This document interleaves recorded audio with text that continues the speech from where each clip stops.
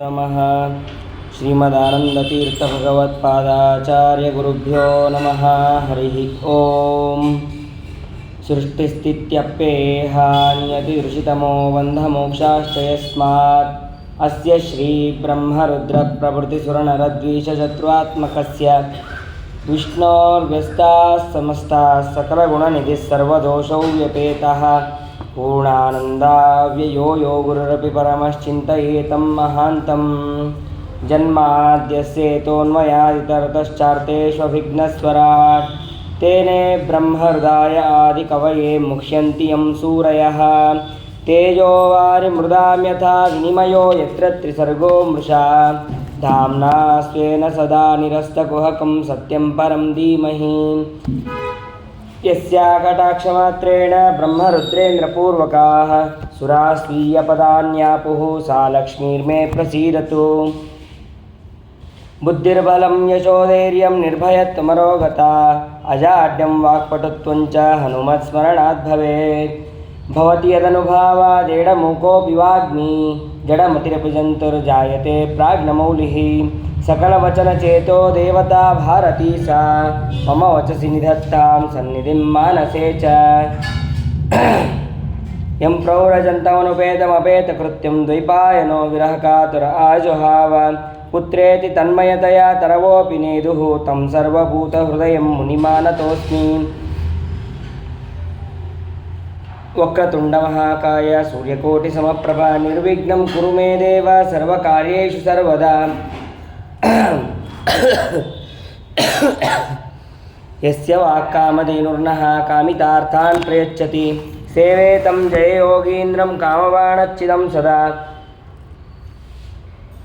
श्रीसत्यवरदुग्धाब्देः उत्थिता जगतीतले सुधा श्रीसत्यधर्माख्या पावयेत् स्मरतः सतः। सत्यधर्माब्धिसम्भूतः चिन्तामणि विजृम्भितः सत्यसङ्कल्पकल्पद्रुः कल्पयेत् कामधुङ् मम। सत्याभिघ्नकराब्जोत्थान् पञ्चाशद्वर्षपूजकान् सत्यप्रमोदतीर्थार्यान् नौमिन्यायसुधारतान्। श्रीसत्यात्मतीर्थस्वामी श्रीपादगुरुभ्यो नमः। आपादमौलिपर्यन्तं गुरूणाम् आकृतिं स्मरेत् तेन विघ्नाः प्रणश्यन्ति सिद्ध्यन्ति च मनोरथाः। बुधैरपि सुदुर्बोधे ग्रन्थेयं मम साहसं तत्पारयन्ति निपुणाः गुरुपादरजक्कणाः। हरिः ओम्। स्वस्तिस्तु अशेषसन्मङ्गलानि भवन्तु। सम्यक् श्लोकैकश्रवणपठनमात्रेण कथा वक्तुश्च श्रोतॄणां निखिलकलिकृतकल्मषापनोदनपटुतरे धर्माद्यखिलपुरुषार्थ साधनीभूते श्रीमद्भागवते महापुराणे अद्य कथाप्रसक्ते सति किञ्चित् पूर्वप्रसक्तप्रमेयानुवादः। हरिः ओम्।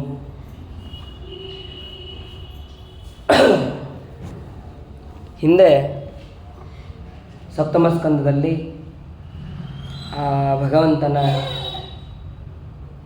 ಅವತಾರಗಳಲ್ಲಿ ನರಸಿಂಹರೂಪಿಯಾದಂತಹ ಪರಮಾತ್ಮನ ಅವತಾರವೂ ಒಂದಾದಂತಹ ಆ ಅವತಾರದ ಲೀಲೆಯನ್ನು ವರ್ಣನೆಯನ್ನು ಮಾಡಿದ್ದಾರೆ. ವರ್ಣನೆಯನ್ನು ಮಾಡಬೇಕಾದರೆ ಪ್ರಹ್ಲಾದರಾಜನಿಗೆ ಅನುಗ್ರಹ ಮಾಡೋದಕ್ಕಾಗಿ ಆ ನರಸಿಂಹರೂಪಿಯಾದಂತಹ ಪರಮಾತ್ಮ ಅಲ್ಲಿ ಬಂದಿದ್ದಾನೆ. ಹಿರಣ್ಯಕಶಿಪುವಿನ ಸಂಹಾರವನ್ನು ಕೂಡ ಆ ನರಸಿಂಹರೂಪಿಯಾದಂತಹ ಪರಮಾತ್ಮ ಮಾಡಿದ್ದಾನೆ. ಮಾಡೋದಷ್ಟೇ ಅಲ್ಲ, ಆ ಪ್ರಹ್ಲಾದರಾಜನ 21 ಕುಲಗಳು ಉದ್ಧಾರ ಆಗಲಿ ಅಂತ ಅವನಿಗೆ ಅನುಗ್ರಹವನ್ನು ಕೂಡ ಮಾಡಿದ್ದಾನೆ. ಇಷ್ಟಾದ ಮೇಲೆ ನಾರದರು ಆ ಧರ್ಮರಾಜನಿಗೆ ಮತ್ತೆ ಅನೇಕ ವಿಧವಾದಂತಹ ಧರ್ಮದ ಉಪದೇಶಗಳನ್ನು ಕೂಡ ಮಾಡಿದ್ದಾನೆ. ಯಾವ ವರ್ಣಾಶ್ರಮದವರು ಯಾವ ರೀತಿಯಾಗಿ ಇರಬೇಕು, ಹೇಗೆ ಅವರು ಧರ್ಮಕರ್ಮಗಳನ್ನು ಮಾಡಬೇಕು, ಅದೆಲ್ಲವನ್ನು ಕೂಡ ಅಲ್ಲಿ ಧರ್ಮರಾಜನಿಗೆ ಮುಖಾಂತರ ನಮಗೆಲ್ಲರಿಗೂ ಕೂಡ ತಿಳಿಸಿದ್ದಾರೆ. ಅದಾದ ಮೇಲೆ ಕೊನೆಗೆ ಆ ನಾರದರು ಧರ್ಮರಾಜನಿಗೆ ಹೇಳ್ತಾನೆ, ನೀವು ಯಾವಾಗಲೂ ಕೂಡ ಪಾಂಡವರ ನೀವು ಬಹಳ ಪುಣ್ಯವಂತರು. ಯಾಕೆ ಅಂತಂದರೆ ಆ ಕೃಷ್ಣನ ಸಮೀಪದಲ್ಲಿ ಇರ್ತಾನೆ. ಅಷ್ಟೇ ಅಲ್ಲ, ಕೃಷ್ಣ ಯಾವಾಗಲೂ ನಿಮ್ಮ ಮನೆಗೆ ಹೋಗಿ ಬಂದು ಮಾಡ್ತಾ ಇರ್ತಾನೆ. ಅಷ್ಟು ಬಾಂಧವ್ಯ ನಿಮ್ಮಲ್ಲಿದೆ. ಹಾಗಾಗಿ ಅಂತಹ ಕೃಷ್ಣನಿಗೆ ನಮೋ ನಮಃ ಅಂತ ಹೇಳಿ ಅವರು ಹೇಳ್ತಾರೆ ನಾರದರು. ಇಷ್ಟೆಲ್ಲ ಆದಮೇಲೆ ಪರೀಕ್ಷಿತ ರಾಜ ಮತ್ತೆ ಪ್ರಶ್ನೆ ಮಾಡ್ತಾನೆ, ಸ್ವಯಂಭುವಸ್ಯ ಚ ಮನೋ ವಂಶೋಯಂ ವಿಸ್ತರಾಚ್ಯುತಃ ಯತ್ರ ಯತ್ರ ಹರೇರ್ಭಕ್ತಾಃ ಕರ್ಮಾಣಿ ಚ ಮಹೀಯಸಃ ಗಾಯಂತಿ ಕವಯೋ ಬ್ರಹ್ಮನ್ ತಾನಿನೋ ವದ ಶೃಣ್ವತಾಂ ಯದಸ್ಮಿನ್ ಅಂತರೇ ಬ್ರಹ್ಮನ್ ಭಗವಾನ್ ವಿಶ್ವಭಾವನಃ ಕೃತವಾನ್ ಕುರುತೆ ಕರ್ತ ಹ್ಯತೀತೋ ನಾಗತೋದ್ಯವ. ಈಗ ನಾವಿರುವಂತಹ ಮನ್ವಂತರ ಅದು 7ನೇ ಮನ್ವಂತರ. ಹಿಂದೆ 6 ಮನ್ವಂತರಗಳ ಆಗಿ ಹೋಗಿದೆ. ಸ್ವಯಂಭುವ, ಸಾರೋಚಿಷ, ಉತ್ತಮ, ತಾಪಸ, ರೈವತ, ಚಾಕ್ಷುಷ, ಈ ರೀತಿಯಾಗಿ ಮನ್ವಂತರಗಳಾಗಿದೆ. ಇದು 7ನೇ ಮನ್ವಂತರ. ಈ ಮನ್ವಂತರದಲ್ಲಿ ಈ ವೈವಸ್ವತ ಮನ್ವಂತರದಲ್ಲಿ ಭಗವಂತ ಯಾವ್ಯಾವ ಅವತಾರವನ್ನು ಮಾಡಿದ ಅಂತ ಅನ್ನೋದು ನಮಗೆ ಗೊತ್ತಾಯಿತು. ಆದರೆ ಹಿಂದೆ ಬೇರೆ ಬೇರೆ ಮನ್ವಂತರಗಳಲ್ಲೂ ಕೂಡ ಭಗವಂತ ಯಾವ ರೀತಿಯಾಗಿ ಅವತಾರ ಮಾಡಿ ಹೇಗೆ ಅನುಗ್ರಹವನ್ನು ಮಾಡಿದ ಅದೆಲ್ಲವನ್ನು ಕೂಡ ನನಗೆ ವಿಸ್ತಾರವಾಗಿ ಹೇಳ್ರಿ. ಸ್ವಯಂಭವ ಮನುವಿನ ಮೊದಲನೇ ಮನ್ವಂತರದ ಕಥೆಯನ್ನು ನನಗೆ ಪೂರ್ಣವಾಗಿ ಅವರ ವಂಶ ಚರಿತ್ರೆಯನ್ನೆಲ್ಲವನ್ನು ಕೂಡ ಹೇಳಿದ್ರಿ. ಹಾಗೆ ಉಳಿದ ಮನ್ವಂತರಗಳದು ಕೂಡ ನನಗೆ ತಿಳಿಸಬೇಕು ನೀವು ಅಂತ ಆ ಪರೀಕ್ಷಿತ ರಾಜರು ಶುಕಾಚಾರ್ಯರಿಗೆ ಪ್ರಶ್ನೆ ಮಾಡ್ತಾ ಇದ್ದಾರೆ. ಈ ಮನ್ವಂತರ ಅಂದ್ರೇನು? ಮನ್ವಂತರಂ ಮನುರ್ದೇವ ಮನುಪುತ್ರ ಸುರೇಶ್ವರಾಃ ಋಷಯೋ ಅಂಶಾವತಾರಶ್ಚ ಹರೇ ಷಡ್ವಿಧ ಮುಚ್ಯತೆ. ಒಂದು ಮನ್ವಂತರ. ಆ ಮನ್ವಂತರದಲ್ಲಿ ಏನೇನು ಇರಬೇಕು ಅಂತಂದರೆ ಒಬ್ಬ ಮನ್ವಂತರಾಧಿಪತಿ, ಆಮೇಲೆ ದೇವತೆಗಳು, ಆಮೇಲೆ ಆ ಮನ್ವಂತರನ ಮಕ್ಕಳು ಅಂದರೆ ಮನುವಿನ ಮಕ್ಕಳು, ಆಮೇಲೆ ಋಷಿಗಳು, 7 ಋಷಿಗಳು, ಆಮೇಲೆ ಭಗವಂತನ ಒಂದು ಅವತಾರ ಅಥವಾ ಅಂಶ ಯಾವುದಾದ್ರು ಒಂದು ಇರಬೇಕು. ಇದ್ದರೆ ಅದಕ್ಕೆ 6 ವಿಧವುಳ್ಳಂತಹ ಇದಕ್ಕೆ ಮನ್ವಂತರ ಅಂತ ಕರೀತಾರೆ. ಈ ಮನ್ವಂತರದನ್ನು ಇನ್ನೊಂದು ರೀತಿಯಿಂದ ತಿಳ್ಕೋಬೋದು. ಯಾವಾಗ ಮನ್ವಂತರಗಳು ಚೇಂಜ್ ಆಗುತ್ತೆ? ಸಾಮಾನ್ಯವಾಗಿ ನಾವು ಪಂಚಾಂಗ ಶ್ರವಣ ಕಾಲದಲ್ಲಿ ಇದನ್ನು ಶ್ರವಣ ಮಾಡಿರ್ತೀವಿ. ಆದರೂ ಕೂಡ ಇಲ್ಲಿ ಒಮ್ಮೆ ತಿಳಿಯೋಣ. ಮನುಷ್ಯರ ಉತ್ತರಾಯಣ ಅದು ದೇವತೆಗಳಿಗೆ ಹಗಲು, ದಕ್ಷಿಣಾಯಣವೇ ಅದು ರಾತ್ರಿ. ಹೀಗೆ ಮನುಷ್ಯರ 1 ವರ್ಷ ಅದು ದೇವತೆಗಳಿಗೆ 1 ದಿನ. ಇಂಥ 360 ದಿನಗಳು ಕಳೆದರೆ ಅದು 1 ವರ್ಷ ದೇವತೆಗಳಿಗೆ. ಹೀಗೆ ದೇವತೆಗಳಿಗೆ 12,000 ವರ್ಷಗಳು ಕಳೆದರೆ ಆವಾಗ ಕೃತಯುಗ, ತ್ರೇತಾಯುಗ, ದ್ವಾಪರಯುಗ, ಕಲಿಯುಗ ಅಂತ ಹೇಳಿ ಒಂದು ನಡೆಯುತ್ತೆ. ಅದಾದ ಮೇಲೆ ಇದಕ್ಕೆ ಈ 4 ಯುಗಗಳು ಕಳೆದರೆ ಒಂದಕ್ಕೆ ಚತುರ್ಯುಗ, 1 ಚತುರ್ಯುಗ ಅಂತ ಕರೀತಾರೆ. ಇಂತಹ 1000 ಚತುರ್ಯುಗಗಳು ಕಳೆದರೆ ಬ್ರಹ್ಮದೇವರಿಗೆ 1 ದಿನ. ಇಷ್ಟರಲ್ಲಿ ಅಂದರೆ ಈ 1000 ಯುಗಗಳು, ಈ 1000 ಯುಗಗಳಲ್ಲಿ ಡಿವೈಡೆಡ್ ಬೈ ನಾವು 74 ಮಾಡಿಕೊಂಡ್ರೆ ಅವಾಗ 14 ಅಂತ ಮಾಡಿಕೊಂಡ್ರೆ ಅವಾಗ ನಮಗೆ 71 ಮನ್ವಂತರಗಳು ನಮಗೆ ಸಿಗತ್ತೆ. 71 ಅಥವಾ 71 ಚತುರ್ಯುಗಗಳು. ಈ 71 ಚತುರ್ಯುಗಗಳು ಕಳೆದರೆ ಆವಾಗ ಬ್ರಹ್ಮದೇವರಿಗೆ ಸರಿಯಾದಂತಹ ಒಂದು ದಿನದ ಪ್ರಮಾಣ ನಮಗೆ ಕರೆಕ್ಟಾಗಿ ಸಿಗತ್ತೆ. ಆ 14 ಭಾಗ ಮಾಡೋದೇನಿದೆಯಲ್ಲ ಅದೇ 1 ಮನ್ವಂತರ. ಅದರಲ್ಲಿ 14ರಲ್ಲಿ 1 ಅದು 1 ಮನ್ವಂತರ. ಹೀಗೆ 14 ಮನ್ವಂತರಗಳು ಇದೆ. ಅದನ್ನು ನಾವು ಸರಿಯಾಗಿ ತಿಳ್ಕೋಬೇಕು. ಬರೀ 71 ಚತುರ್ಯುಗಗಳು ಅಷ್ಟೇ ಅಲ್ಲ, 71 ಚತುರ್ಯುಗಗಳ ಜೊತೆಗೆ 18.5 ಲಕ್ಷ ವರ್ಷಗಳು ಕೂಡ ಅಲ್ಲಿ ಸೇರತ್ತೆ. ಅಷ್ಟಾದಾಗ ನಾವು 1 ಮನ್ವಂತರದ ಕಾಲಾವಧಿ ಅಂತ ಅನ್ನೋದನ್ನು ತಿಳಿಬೋದು. ಅಂದರೆ ಇಷ್ಟು 71 ಚತುರ್ಯುಗಗಳು ಕಳೆಯುವಷ್ಟು ಕಾಲಗಳು ಮಾತ್ರ ಒಬ್ಬ ಮನ್ವಂತರಾಧಿಪತಿ ಅಲ್ಲಿ ಚಕ್ರವರ್ತಿಯಾಗಿ ಇರ್ತಾನೆ. ಆ ಸಮಯದಲ್ಲಿ ಸ್ವಯಂಭವನು ಅವನು ಅನೇಕ ವರ್ಷಗಳ ಕಾಲ ಆಳಿದ್ದಾನೆ. ಅದಾದ ಮೇಲೆ ಸಾರೋಚಿಷ, ಆಮೇಲೆ ಉತ್ತಮ, ತಾಪಸ, ರೈವತ, ಹೀಗೆ ಅದಾದ ಮೇಲೆ ಈಗ ವಯೋಸ್ವ ಮನ್ವಂತರ ನಡೀತಾ ಇದೆ. ಸರಿ, ಆ ಭಗವಂತ ಸ್ವಯಂಭವ ಮನ್ವಂತರದಲ್ಲಿ ಭಗವಂತ ಏನು ಮಾಡಿದ? ಭಗವಂತನ ಒಂದು ಅನುಗ್ರಹ ಒಂದು ಪಡೀಲೇಬೇಕು. ಹಾಗಾದರೆ ಭಗವಂತನ ಅನುಗ್ರಹ ಯಾವ ರೀತಿಯಾಗಿ ಆಯ್ತಲ್ಲಿ ಅಂತಂದರೆ ಅದಕ್ಕೆ ಹೇಳ್ತಾರೆ, ಆ ಸ್ವಯಂಭವಮನು ಆಕೂತಿಯ ಮಗನಾದಂತಹ ಯಜ್ಞನಾಮಕ ಭಗವಂತನನ್ನು ತನ್ನ ಮಗನನ್ನಾಗಿ ಪಡಿತಾನೆ. ಪಡೆಯೋದು ಅಷ್ಟೇ ಅಲ್ಲ, ಅವನನ್ನು ಇಂದ್ರ ಸ್ಥಾನದಲ್ಲಿ ಕುಳಿಸಿರ್ತಾನೆ. ಅವಾಗ ಆ ಸ್ವಯಂಭವಮನು ತಪಸ್ಸನ್ನು ಮಾಡ್ತಾನೆ. ಬೇರೆ ದೇವತೆಗಳನ್ನು ಕುರಿತು ತಪಸ್ಸನ್ನು ಮಾಡೋದಿಲ್ಲ. ಸಾಕ್ಷಾತ್ ಇಂದ್ರನಾಮಕನಾದಂತಹ, ಇಂದ್ರನ ಸ್ಥಾನದಲ್ಲಿರುವಂತಹ ಯಜ್ಞನಾಮಕನಾದಂತಹ ಭಗವಂತನನ್ನು ಕುರಿತು ತಪಸ್ಸನ್ನು ಮಾಡ್ತಾನೆ. ತಪಸ್ಸನ್ನು ಮಾಡಿದಾಗ ಗಂಗಾ ನದಿ ತೀರ ಅಲ್ಲಿ ಒಂದು 100 ವರ್ಷಗಳ ಕಾಲ ಒಂದೇ ಕಾಲಿನಿಂದ ಭೂಮಿಯನ್ನು ಮುಟ್ಟುತ್ತಾ ಉಳಿದಂತಹ ದೇಹವನ್ನು ಆಕಾಶದಲ್ಲಿ ಇಟ್ಕೊಂಡು ಅವನು ತಪಸ್ಸನ್ನು ಮಾಡ್ತಾನೆ. ತಪಸ್ಸನ್ನು ಮಾಡಬೇಕಾದ್ರೆ ಒಬ್ಬರು ತಪಸ್ಸು ಮಾಡ್ತಾ ಇದ್ದಾರೆ, ಒಬ್ಬರು ಸತ್ಕಾರವನ್ನು ಮಾಡ್ತಾ ಇದ್ದಾರೆ ಅಂತಂದರೆ ಅವರಿಗೆ ಬೇಕಾದಷ್ಟು ವಿಘ್ನಗಳು. ಆ ಸ್ವಯಂಭವನೂ ಕೂಡ ಬಿಡಲಿಲ್ಲ. ಅಲ್ಲಿ ಯಾತುದಾನರು ಅಂತನ್ನುವಂತಹ ರಾಕ್ಷಸರು ಅವರು ಈ ಸ್ವಯಂಭವನಿಗೆ ಬಹಳ ತೊಂದರೆಯನ್ನು ಕೊಡೋದಕ್ಕೆ ಪ್ರಾರಂಭ ಮಾಡಿದ್ರು. ಆವಾಗ ಆ ಸ್ವಯಂಭವನು ಮಾಡಿದಂತಹ ಸ್ತೋತ್ರ, ಅವನು ಕಂಡು ಹಿಡಿದಂತಹ ಸ್ತೋತ್ರ ಅದೇ ಈಶಾವಾಸ್ಯೋಪನಿಷತ್. ಆ ಉಪನಿಷತ್ತಿನ ಮಂತ್ರವನ್ನು ಮೊದಲೇ ಇದ್ದಂತಹ ಮಂತ್ರ ಅದನ್ನು ಇವನು ಅದಕ್ಕೆ ಋಷಿಯಾಗಿ ಆ ಮಂತ್ರವನ್ನು ಕಂಡು ಹಿಡಿದವನು ಈ ಸ್ವಯಂಭವಮನು. ಆತ್ಮಾವಾಸ್ಯಮಿದಂ ವಿಶ್ವಂ ಯಜ್ಜಗತ್ಯಾಂ ಜಗನ್ಮನಃ ತೇನ ತ್ಯಕ್ತೇನ ಭುಂಜೀತಾ ಮಾ ಹೃದ ಕಸ್ಯಚಿದ್ದನಂ. ಇಡೀ ಜಗತ್ತು ಅದು ಭಗವಂತನ ಅಧೀನವಾಗಿದೆ. ಆ ಭಗವಂತ ಭೋಗ ಮಾಡಿದಂತಹ ಪದಾರ್ಥಗಳಿಂದ ನಾವು ಭೋಗವನ್ನು ಮಾಡ್ತಾ ಇದ್ದೇವೆ. ಅವನು ಮಾಡಿ ಬಿಟ್ಟಂತಹ ಪದಾರ್ಥಗಳಿಂದ ನಾವು ಭೋಜನ ಮಾಡ್ತಾ ಇದ್ದೇವೆ, ಭೋಗ ಮಾಡ್ತಾ ಇದ್ದೇವೆ.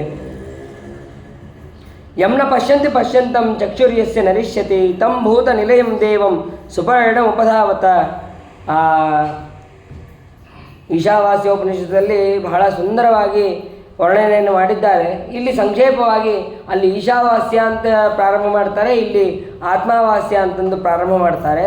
ಎರಡಕ್ಕೂ ಏನು ವ್ಯತ್ಯಾಸ ಅಂತ ಅನ್ನೋದೇನಿಲ್ಲ. ಈಶನ ಅಧೀನವಾಗಿದೆ ಈ ಜಗತ್ತು ಅಂತ ಅಲ್ಲಿ ಹೇಳುತ್ತೆ.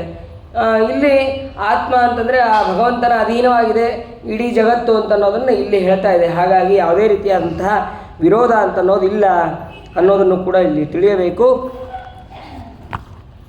ಅದಾದ ಮೇಲೆ ಇಷ್ಟು ಆ ಯಜ್ಞನಾಮಕನಾದಂತಹ ಭಗವಂತನನ್ನು ಕುರಿತು ವರ್ಣನೆಯನ್ನು ಮಾಡಿದ ಮೇಲೆ ಅವಾಗ ಭಗವಂತ ಅಲ್ಲಿ ಬಂದು ಪ್ರತ್ಯಕ್ಷನಾಗಿದ್ದಾನೆ.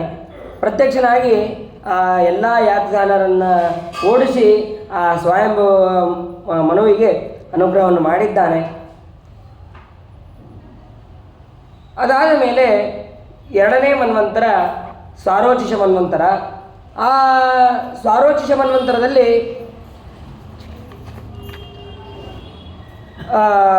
ಮನುಪುತ್ರ ದ್ಯುಮತ ಮತ್ತು ಸುಷೇಣ ರೋಚಿಷ್ಮಂತ ಅಂತಂತಹ ಮನುಪುತ್ರರು.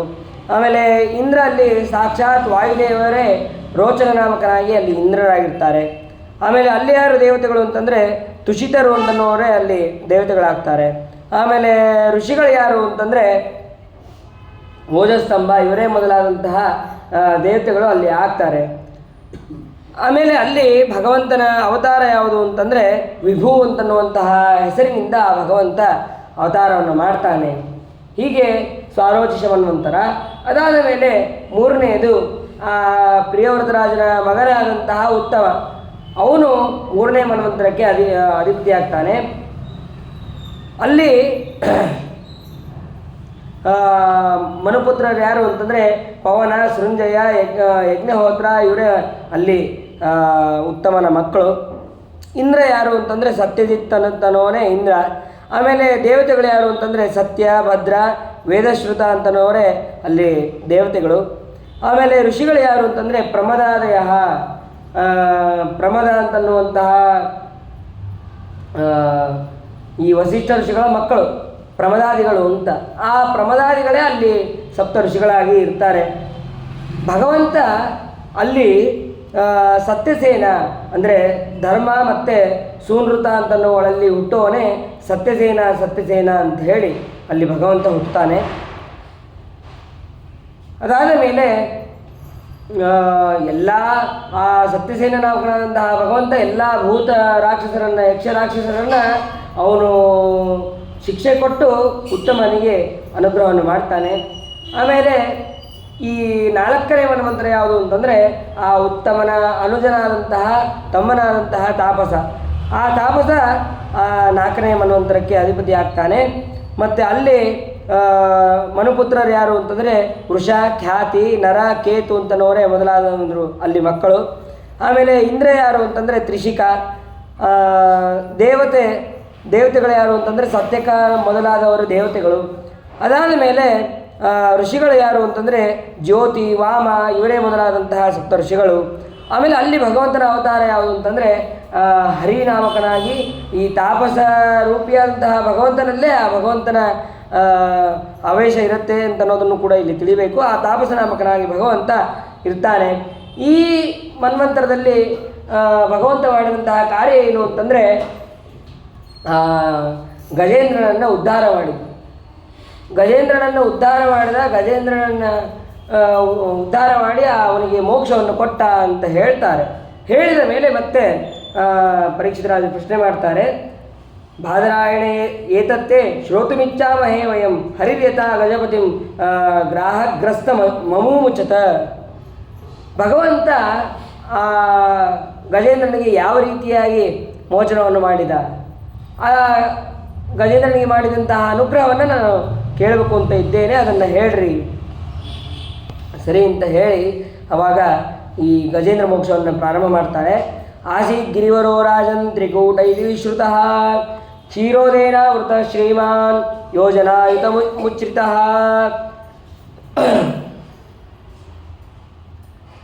ಆ ಒಂದು ತ್ರಿಕೂಟ ಅಂತನ್ನುವಂತಹ ಪರ್ವತ, ಆ ಪರ್ವತದಲ್ಲಿ ಭಾರಿ ಸುಂದರವಾದಂತಹ ಪರ್ವತ, ಬೇಕಾದಷ್ಟು ಗಿಡ ಮರಗಳು ಎಲ್ಲವೂ ಕೂಡ ಇರುತ್ತೆ. ಅದು ಒಂದು ಯೋಜನ ವಿಸ್ತೃತವಾದದ್ದು. ಅಂತಹ ಪರ್ವತಕ್ಕೆ ಪರ್ವತದ ಮೇಲೆ ಒಂದು ಉದ್ಯಾನವನ ಇರುತ್ತೆ. ಅಷ್ಟೇ ಅಲ್ಲ, ಉದ್ಯಾನವನ ಅದ್ರ ಮುಂದೆ ಋತುವಂತ ಅಂತನ್ನುವಂತಹ ಉದ್ಯಾನವನ, ಹಾಗೆ ಸ್ವಲ್ಪ ಮುಂದೆ ಹೋದರೆ ಒಂದು ಸರೋವರ ಇರುತ್ತೆ. ಆವಾಗ ಈ ಬೇಕಾದಷ್ಟು ಕಾಡಿನಲ್ಲಿ ಬೇಕಾದಷ್ಟು ಮೃಗಗಳೆಲ್ಲವೂ ಕೂಡ ಸಂಚಾರ ಮಾಡುತ್ತೆ. ಅದೇ ರೀತಿಯಾಗಿ ಈ ಆನೆಯು ಕೂಡ ಸಂಚಾರ ಮಾಡ್ತಾ ವನಕ್ಕೆ ಮತ್ತು ಆ ಸರೋವರಕ್ಕೆ ಬಂದಿದೆ. ಸರೋವರಕ್ಕೆ ಬಂದಾಗ ಅದು ಆನೆಯ ಸ್ವಭಾವ ಹೇಗೆ ಅಂತಂದರೆ, ಸ್ನಾನ ಮಾಡೋದು ಅಷ್ಟೇ ಅಲ್ಲ, ನೀರು ಕಂಡ ತಕ್ಷಣ ಸ್ವಲ್ಪ ಆಟ ಆಡುವಂತಹ ಹುಚ್ಚು ಆ ಆನೆಗಳಿಗೆ. ಅದೇನು ಮಾಡಿದೆ, ಸ್ನಾನ ಮಾಡಿ ನೀರು ಎಷ್ಟು ಬೇಕೋ ಅಷ್ಟು ನೀರು ಕುಡಿದು ಬರೋದು ಬಿಟ್ಟು ಅಲ್ಲೇ ಆಟ ಆಡ್ತಾ ಕೂತಿದೆ. ಆವಾಗ ಅವರ ಬಂಧುಗಳು ಕೂಡ ಅಲ್ಲಿ ಆಟ ಆಡ್ತಾ ಇದ್ದಾರೆ. ಎಷ್ಟೊತ್ತಾಯಿತು. ಆಮೇಲೆ ಒಂದು ಮೊಸಳೆ ಬಂದು ಆ ಆನೆಯ ಕಾಲನ್ನು ಹಿಡಿದಿದೆ. ಹಿಡಿದ ತಕ್ಷಣ ಎಷ್ಟು ಪ್ರಯತ್ನ ಪಟ್ಟರು ಬಿಡಿಸ್ಕೊಳಕ್ಕಾಗ್ತಾಯಿಲ್ಲ.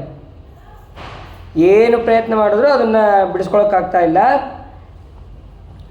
ಅವಾಗ ಬಂಧುಗಳೆಲ್ಲರೂ ಕೂಡ ಹಿಡಿದು ಆ ಆನೆಯನ್ನು ಎಳಿತಾರೆ. ಎಲ್ಲ ಬಂಧುಗಳು ಕೂಡ, ಅಂದರೆ ತಮ್ಮ ಜೊತೆಗೆ ಬಂದಂತಹ ಎಲ್ಲ ರೀತಿಯಾದಂತಹ ಆನೆಗಳು, ಆಮೇಲೆ ಮನುಷ್ಯರು ಬಂದಿದ್ರು, ಅವರು ಎಲ್ಲರೂ ಕೂಡ ಹಿಡಿದು ಎಳಿತಾರಂತೆ. ಏನು ಮಾಡಿದ್ರು ಬಿಡಿಸ್ಕೊಳಕ್ಕಾಗ್ತಾ ಇಲ್ಲ. ಆವಾಗ ಆ ಆನೆಗೆ ಒಂದು ಗೊತ್ತಾಯಿತು, ಏನು ಅಂತಂದರೆ ಇವ್ರು ಯಾರೂ ಕೂಡ ಮೋಚನೆ ಮಾಡೋದಕ್ಕೆ ಸಾಧ್ಯ ಇಲ್ಲ. ನಮಾಮಿ ಮೇ ಜ್ಞಾತಯ ಆತುರಂಗಜ ಕುತಕ್ಕೈಷ್ಯ ಪ್ರಭವಂತಿ ಮೋಚಿತುಂ ಗ್ರಾಹೇಣ ಪಾಶೇಣ ವಿಧಾತುರಾವೃತೋ ಪ್ಯಹಂ ಚ ತಂ ಯಾಮಿ ಪರಂಪರಾಯಣಂ. ಅದು ಹೇಳುತ್ತೆ ಆನೆ, ನನ್ನನ್ನು ಈ ಮೊಸಳೆಯಿಂದ ಬಿಡಿಸ್ಕೊಳ್ಳೋದಕ್ಕೆ ಇವರು ಯಾರಿಂದನೂ ಸಾಧ್ಯ ಆಗೋದಿಲ್ಲ. ಯಾಕೆ? ಈ ಸಮಯದಲ್ಲಿ ಆ ಮೊಸಳೆ ಬಂದು ನನ್ನ ಕಾಲು ಹಿಡಿಯಬೇಕು ಅಂತಂದು ಭಗವಂತನ ಸಂಕಲ್ಪ. ಅಷ್ಟೇ ಅಲ್ಲ, ಗಂಡಸಂತಾನ ಇರುವಂತಹ ಆನೆಗಳಿಗೆ ಈ ಶಕ್ತಿ ಇಲ್ಲ. ಇನ್ನು ಸ್ತ್ರೀಯರು ಏನು ಮಾಡ್ತಾರೆ?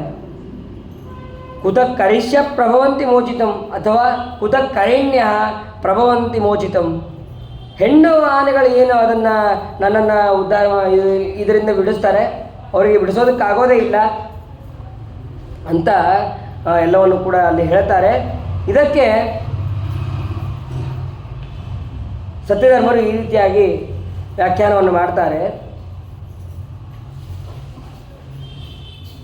ನನ್ನ ಜಾತಿಯವರಾದಂತಹ ಆನೆಗಳು ಬೇಕಾದಷ್ಟು ಬಂದಿದ್ವು, ಅವು ಯಾವುವು ಕೂಡ ಬಿಡಿಸೋದಕ್ಕೆ ಸಮರ್ಥರಾಗೋದಿಲ್ಲ.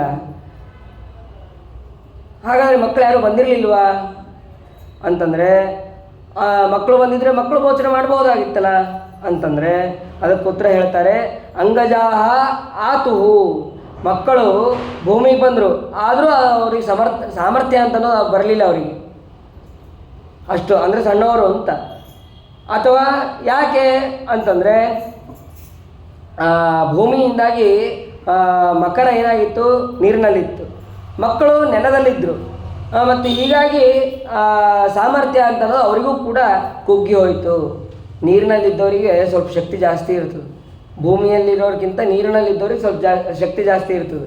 ಅದಕ್ಕೆ ಮಕ್ಕಳೆಲ್ಲರೂ ಕೂಡ ಭೂಮಿ ಮೇಲಿದ್ದರು, ಹಾಗಾಗಿ ಅವರಿಗೆ ಶಕ್ತಿ ಹ್ರಾಸ ಆಯಿತು. ಭೂಮಿಯಲ್ಲಿ ಇದು ನೀರಿನಲ್ಲಿದ್ದಂತಹ ಮೊಸಳೆಗೆ ಶಕ್ತಿ ಅನ್ನೋದು ಜಾಸ್ತಿ ಆಯಿತು ಅಂತ ಹೇಳ್ತಾರೆ. ಆಮೇಲೆ ಹೀಗೆ ಬಲಿಷ್ಠರಾದಂತಹ ಮಕ್ಕಳೇ ಅಸಮರ್ಥರಾದಾಗ ಇನ್ನು ಸ್ತ್ರೀಯರ ಪಾಡೇನು? ಅಥವಾ ಸ್ತ್ರೀಯರು ಬೇಡ, ಪುರುಷರು ಅಲ್ಲಿದ್ದಂತಹ ಪುರುಷರು ಪ್ರಯತ್ನ ಮಾಡ್ಬೋದಿತ್ತಲ್ಲ ಅಂತಂದರೆ ಅವರೂ ಬಂದಾಯಿತು. ಆತರಾವೃತಃ ಆತುರಾಭಿಹಿ ಆತುರೈಶ್ಚ ಆವೃತಃ. ನನ್ನನ್ನು ಮೋಚನೆ ಮಾಡೋದಕ್ಕೆ ಆತುರರಾದಂತಹ ಸ್ತ್ರೀ ಪುರುಷರು ಎಲ್ಲರೂ ಕೂಡ ಬಂದರು. ಆದರೂ ನನ್ನದು ಇದು ದುರ್ದಶೆ, ಈ ಎಲ್ಲ ನನ್ನವರಿಗೆ ಈ ರೀತಿ ಅಸಾಮರ್ಥ್ಯಕ್ಕೆ ಕಾರಣವೂ ಇದೆ. ಯಾವುದು? ಭಗವಂತನ ಸಂಕಲ್ಪ. ಆ ಕಾರಣ ಯಾವುದು? ನವಿದಾಹ ಅಂತ ಅಲ್ಲಿ ಪದಚ್ಛೇದ ಮಾಡ್ತಾರೆ. ವಿಧ ನಮ್ಮ ಉಪಭೋಗ್ಯವಾದಂತಹ ಅನ್ನ ಅದು ಇಲ್ಲ. ಯಾಕೆ ಅಂತಂದರೆ ಈ ಮೊಸಳೆ ಹಿಡಿದು ಸುಮಾರು 1000 ವರ್ಷ ಆಗಿದೆ. ಈ 1000 ವರ್ಷದಲ್ಲಿ ಯಾವುದೇ ರೀತಿಯಾದಂಥ ಆಹಾರವನ್ನು ಪಡೆದಿಲ್ಲ, ಅವನು ಆಹಾರವನ್ನು ತಿಂದಿಲ್ಲ, ಅದರಲ್ಲೇ ಇದ್ದಾನೆ. ಹಾಗಾಗಿ ನಮಗೆ ಶಕ್ತಿಯೂ ಇಲ್ಲ. ಈ ಆನೆಯನ್ನು ಬಿಡಿಸಿದಂತಹ ಸ್ತ್ರೀ ಪುರುಷರಿಗೆ ಅವರಿಗೂ ಕೂಡ ಶಕ್ತಿ ಇಲ್ಲ, ಯಾಕೆಂದರೆ ಅನ್ನವನ್ನು ತಿಂದಿಲ್ಲ ಅಂತ ಹೀಗೆ ಅವರು ಹೇಳ್ತಾರೆ. ಅದರಿಂದ ಅವರಿಗೆ ಅಸಾಮರ್ಥ್ಯ ಅಂತ ಅನ್ನೋದಿದೆ. ವಿಧಾ ಗಜಾನ್ನೇ ವೃದ್ಧೌಚ ಪ್ರಕಾರೇ ರೇಚನೆ ವಿಧವು ಅಂತನ್ನುವಂತಹ ವಿಶ್ವಕೋಶವನ್ನು ಹೇಳಿ ವಿಧ ಅಂತನ್ನೋದಕ್ಕೆ ಅನ್ನ ಅಂತಂದು ಅರ್ಥ ಇದೆ ಅಂತ ಅಲ್ಲಿ ತಿಳಿಸ್ತಾರೆ. ಹಾಗಾದರೆ ಯಾರು ನನ್ನನ್ನು ಉದ್ಧಾರ ಮಾಡೋರು? ಬೇರೆ ಯಾರೂ ಅಲ್ಲ, ಈ ಸಂಬಂಧಿಕರು ಯಾವುದಕ್ಕೂ ಉಪಯೋಗ ಇಲ್ಲ. ನನ್ನನ್ನು ಮೋಚನೆ ಮಾಡಬೇಕು ಅಂತಂದರೆ ಆ ಭಗವಂತ ಒಬ್ಬನೇ. ಹಾಗೇನಾದರೂ ವೇದವ್ಯಾಸ ದೇವರು ಇಲ್ಲಿ ನಮಾಮಿಮೆ ಅಂತ ಹೇಳದೇನೆ ನಮಾಮಿ ಅಂತ ಹೇಳಿದ್ರು ಆಗ್ತಿತ್ತು. ಇವು ಅಮಿ ಅಂತಂದರೆ ಎಲ್ಲ ಬಂಧುಗಳು ಅಂತ ಹೇಳ್ಬೋದಾಗಿತ್ತು. ಅಂತಂದರೆ ನಮಾಮಿ ಅಂತನ್ನುವಂತಹ ಪದಗಳನ್ನೇ ಯಾಕಿಟ್ರು ಅಂತಂದರೆ ಇವನು ಸಂಬಂಧಿಕರನ್ನು ಮೊರೆ ಹೋಗಿಲ್ಲ, ಭಗವಂತನನ್ನೇ ಮೊರೆ ಹೋಗ್ತಾನೆ ಅಂತ ಅನ್ನೋದು ಗೊತ್ತಿತ್ತು ವೇದವ್ಯಾಸ ದೇವರಿಗೆ. ಅದಕ್ಕೆ ನಮಾಮಿಮೆ ಅಂತ ಅನ್ನುವಂತಹ ಪದವನ್ನು ಇಟ್ಟಿದ್ದಾರೆ ಅಂತಂದು ಅಲ್ಲಿ ವ್ಯಾಖ್ಯಾನವನ್ನು ಮಾಡ್ತಾರೆ. ಅದಾದ ಮೇಲೆ ಯಕ್ಕಶ್ಚನೇಶೋ ಬಲಿನೋಂತಕೋರಗ ಪ್ರಚಂಡ ವೇಗ ಅಭಿಧಾವತೋ ವೃಷಂ ಭೀತಂ ಪ್ರಪನ್ನಂ ಪರಿಪಾತಿ ಯದ್ಭಯಾತ್ ಮೃತ್ಯುಪ್ರಧಾವತ್ಯರಣಂ ತಮೀಮಹಿ. ಯಾವ ಭಗವಂತನ ಅನುಗ್ರಹ, ಆ ಭಗವಂತನ ಇಲ್ಲದೆ ಬೇರೆ ಯಾರಿಗೂ ಏನೂ ಮಾಡೋಕ್ಕಾಗೋದಿಲ್ವೋ ಅಂತಹ ಭಗವಂತ ನನ್ನನ್ನು ಬಂದು ರಕ್ಷಣೆ ಮಾಡಲಿ. ಆ ಭಗವಂತ ಹೇಗೆ ಅಂತಂದರೆ ಮೃತ್ಯುವನ್ನು ಕೊಡೋನು ಅವನೇ, ಜನ್ಮವನ್ನು ಕೊಡೋನು ಅವನೇ. ಅಂತಹ ಭಗವಂತ ಈ ಮೊಸಳೆ ಪಾಶಕ್ಕೆ ಸಿಲುಕುವಂತ ಮಾಡಿದವನು ಅವನೇ. ಹಾಗಾಗಿ ನನ್ನನ್ನು ಉದ್ಧಾರ ಮಾಡುವವನು ಅವನೇ ಅಂತ ಹೇಳಿ ಹೇಳ್ತಾ ಇದ್ದಾನೆ. ಯಾರ ಭಯದಿಂದ ಎಲ್ಲ ದೇವತೆಗಳು ಕೂಡ ಅವರವರ ಕೆಲಸವನ್ನು ಮಾಡ್ತಾರೆ. ಅವರಿಗೆ ಯಾರ ಭಯ? ಸೂರ್ಯ ಅವನು ಬೆಳಗ್ಗೆ ಪ್ರಾತಃ ಕಾಲದಲ್ಲಿ ಸರಿಯಾದ ಸಮಯಕ್ಕೆ ಬರ್ತಾನೆ, ಅವನಿಗೆ ಯಾರು ಭಯ? ಒಂದು ದಿವಸ ತಡಮಾಡಿ ಬಂದರೆ ನಡೆಯುತ್ತೆ, ಹಾಗಿಲ್ಲೇ ಇಲ್ಲ, ಭಗವಂತನ ಭಯ ಇದೆ. ಹಾಗೆ ಪ್ರತಿಯೊಬ್ಬ ದೇವತೆಗಳಿಗೂ ಕೂಡ ಆ ಸಮಯಕ್ಕೆ ಏನೇನು ಆಗಬೇಕು ಅಂತಿದೆಯೋ ಅದೆಲ್ಲವೂ ಕೂಡ ಆಗಲೇಬೇಕು. ಅದು ಭಗವಂತನ ಸಂಕಲ್ಪ. ಹಾಗೆ ಮಾಡದೇ ಇದ್ದರೆ ಭಗವಂತ ಅವರೆಲ್ಲರಿಗೂ ಕೂಡ ಶಿಕ್ಷೆ ಕೊಡ್ತಾನೆ ಅಂತನ್ನುವಂತಹ ಭಯನೂ ಕೂಡ ಅವರಿಗಿದೆ. ಹಾಗಾಗಿ ಈ ಮೃತ್ಯುದೇವತೆಗೂ ಕೂಡ ಯಮದೇವರಿಗೂ ಕೂಡ ಭಗವಂತನ ಭಯ ಅಂತ ಅನ್ನೋದಿದೆ. ಹಾಗಾಗಿ ಆ ಭಗವಂತನನ್ನೇ ನಾವು ಹೊಂದಬೇಕು ಅಂತ ಹೇಳಿ ಸ್ಮರಣೆ ಮಾಡಬೇಕು ಅಂತ ಹೇಳ್ತಾ ಇದ್ದಾರೆ. ಜಜಾಪ ಪರಮಂ ಜಾಪ್ಯಂ ಪ್ರಾಗ್ಜನ್ಮನ್ಯನುಶಿಕ್ಷಿತಂ. ಹಿಂದೆ ಅವನೇನು ಶಿಕ್ಷೆಯನ್ನು ಪಡೆದಿದ್ನೋ ಅಂದರೆ ಉಪದೇಶವನ್ನು ಪಡೆದಿದ್ನೋ ಆ ಮಂತ್ರವನ್ನೇ ಆ ಮಂತ್ರದ ಉಪದೇಶವನ್ನು ಸ್ಮರಣೆ ಮಾಡಿಕೊಂಡು ಅವನು ಇಲ್ಲಿ ಹೇಳ್ತಾ ಇದ್ದಾನೆ. ಓಂ ನಮೋ ಭಗವತೆ ತಸ್ಮೈ ಯತಯೇತತ್ ಚಿದಾತ್ಮಕಂ ಪುರುಷಾಯ ಆದಿಬೀಜಾಯ ಪರೇಶಾಯ ಹಿ ಧೀಮಹಿ. ಇಡೀ ಅಲ್ಲಿ ಗಜೇಂದ್ರ ಹೇಳ್ತಾನೆ, ದೇಶ ಕಾಲ ಗುಣಪೂರ್ಣನಾದಂತಹ ಭಗವಂತ ಆ ವಾಸುದೇವನಿಗೆ ನಮಸ್ಕಾರ. ಪ್ರಪಂಚಕ್ಕೆ ಮೂಲ ಕಾರಣನಾದಂತಹ ಪರಮೇಶ್ವರ, ಷಡ್ಗುಣೇಶ್ವರಿ ಸಂಪನ್ನನಾದಂತಹ ನಾರಾಯಣ, ಅವನ ಪ್ರೀತಿಗಾಗಿ ನಾನು ಸ್ತೋತ್ರವನ್ನು ಮಾಡ್ತೇನೆ. ಅವನಿಂದಲೇ ಈ ಸಜ್ಜನ ವೃಂದ ಚಿತ್ಸ್ವರೂಪವಾದಂತಹ ಆನಂದವನ್ನು ಮೋಕ್ಷದಲ್ಲಿ ಪಡೆಯುತ್ತಾರೆ ಅಂತ ಈ ರೀತಿಯಾಗಿ ಅವನು ಸ್ತೋತ್ರವನ್ನು ಮಾಡ್ತಾ ಇದ್ದಾನೆ. ಯಸ್ವಾತ್ಮನೀದಂ ನಿಜಮಾಯಯಾರ್ಪಿತಂ ಕ್ವಚಿದ್ವಿಭಾತಂ ಕ್ವಚತತ್ತಿರೋಹಿತಂ ಅವಿದ್ಯದೃಕ್ಸಾಕ್ಷುಭಯಂ ತದೀಕ್ಷತೆ ಸ ಆತ್ಮಮೂಲೋವತು ಮಾಂ ಪರಾತ್ಪರಃ. ಆ ಪ್ರಳಯ ಕಾಲದಲ್ಲಿ ಭಗವಂತ ಜಗತ್ತನ್ನು ಯಾರದೋ ಮಾತು ಕೇಳಿ ಅವನು ಸೃಷ್ಟಿ ಮಾಡೋದಿಲ್ಲ. ತನ್ನ ಇಚ್ಛೆಯಿಂದ ಅವನು ಸೃಷ್ಟಿ ಮಾಡ್ತಾನೆ, ಸ್ವೇಚ್ಛೆಯಿಂದ ಅವನು ಸೃಷ್ಟಿ ಮಾಡ್ತಾನೆ. ಆಮೇಲೆ ಅಷ್ಟೇ ಅಲ್ಲ, ಉದರದಲ್ಲಿ ಇಡೀ ಬ್ರಹ್ಮಾಂಡವನ್ನು ತನ್ನ ಉದರದಲ್ಲಿ ಇಟ್ಕೊಂಡಿರ್ತಾನೆ.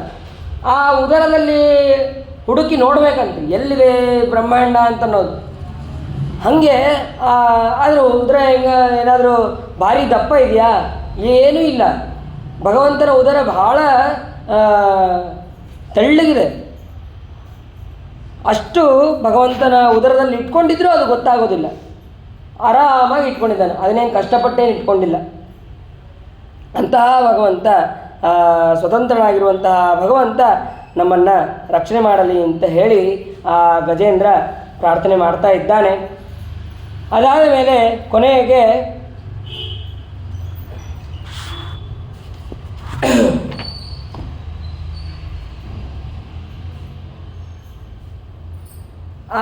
ಅಲ್ಲೊಂದು ಕಮಲ ಇರುತ್ತೆ.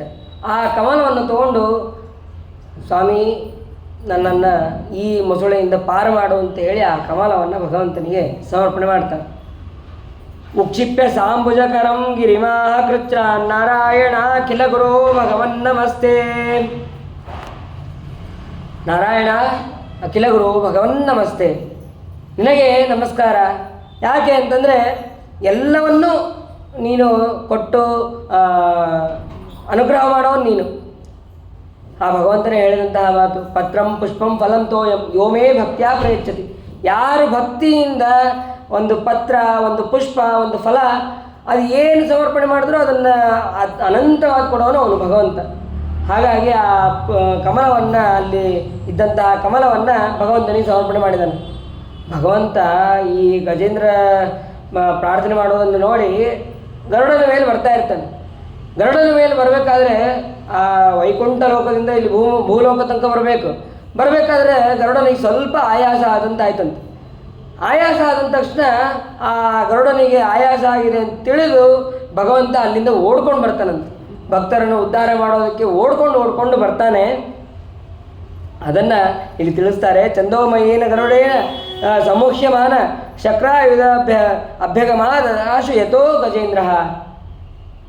ಎಲ್ಲಿ ಅವನಿಗೆ, ಆ ಗಜೇಂದ್ರನಿಗೆ ವಿಳಂಬ ಆಗುತ್ತೋ ಅನ್ನುವಂತಹ ಕಾರಣದಿಂದ ಆ ಗರುಡನಿಗೆ ಸುಸ್ತಾಗಿದೆ, ಇನ್ನು ಸಾಕು ಅಂತ ಹೇಳಿ ತನ್ನ ವೇಗದಿಂದ ಭಗವಂತ ಅಲ್ಲಿ ಬರ್ತಾನೆ. ಬಂದ ಮೇಲೆ ಆ ಮೊಸಳೆಗೆ ತನ್ನ ಚಕ್ರದಿಂದ ಮೊಸಳೆಗೆ ಸಂಹಾರ ಮಾಡಿದ್ದಾನೆ. ಸಂಹಾರ ಮಾಡಿದ ತಕ್ಷಣ ಅಲ್ಲಿ ಆ ಮೊಸಳೆಯಿಂದ ಹೊರಗೆ ಒಬ್ಬ ಶ್ರೇಷ್ಠವಾದಂತಹ ಜೀವ ಹೊರಗೆ ಬಂದು ಅದು ಮನುಷ್ಯ ರೂಪವನ್ನು ತಗೊಂಡು ಆ ಭಗವಂತನನ್ನು ಸ್ತೋತ್ರ ಮಾಡಿ ನಮಸ್ಕಾರ ಮಾಡಿ ಅಲ್ಲಿಂದ ಹೊರಟು. ಆಮೇಲೆ ಆ ಗಜೇಂದ್ರ ಅವನಿಗೂ ಕೂಡ ಭಗವಂತನ ಸ್ಪರ್ಶ ಆದ ತಕ್ಷಣ ಅವನು ಕೂಡ ಮನುಷ್ಯನಾಗಿದ್ದಾನೆ. ಇವರು ಬೇರೆ ಯಾರೂ ಅಲ್ಲ, ಇವರು ಹಾ ಹಾ ಗಂಧರ್ವ, ಹೂ ಹೂ ಗಂಧರ್ವ ಅಂತನ್ನುವಂತಹ ದೇವಲೋಕದ ಗಂಧರ್ವರು. ಹಾಗಾದರೆ ಇವರಿಗೆ ಯಾಕೆ ಈ ಜನ್ಮ ಬಂದಿತ್ತು ಅಂತಂದರೆ, ಇವರಿಬ್ಬರಿಗೆ ಅದರಾಗೂ ಆನೆಯಾದಂಥ ಈ ಹಾಹಾ ಗಂಧರ್ವನಿಗೆ ಎರಡು ಸತಿ ಶಾಪ ಬಂದಿರ್ತದೆ. ಒಂದು, ಇವರು ರಾಜರಾಗಿರ್ತಾರೆ. ರಾಜರಾದಾಗ ಗಂಧರ್ವರೇ ಆಗಿರ್ತಾರೆ, ಆಹಾ ಗಂಧರ್ವ, ಹೂ ಗಂಧರ್ವ. ಅವ್ರೇನು ಮಾಡ್ತಾರೆ ಅಂತಂದರೆ, ದೇವಲ ಋಷಿಗಳಿಗೆ ಇವರು ತೊಂದರೆಯನ್ನು ಕೊಡ್ತಾರೆ. ತೊಂದರೆಯನ್ನು ಕೊಟ್ಟಾಗ ಅದರಲ್ಲೂ ಈ ಆನೆ, ಹಾಹಾ ಗಂಧರ್ವ ಆನೆಯಾಗಿ ದೇವಲ ಋಷಿಗಳಿಗೆ ಸ್ವಲ್ಪ ಹೊತ್ತು ಹಿಂಗೆ ಆಟ ಆಡಿಸ್ತದಂತೆ.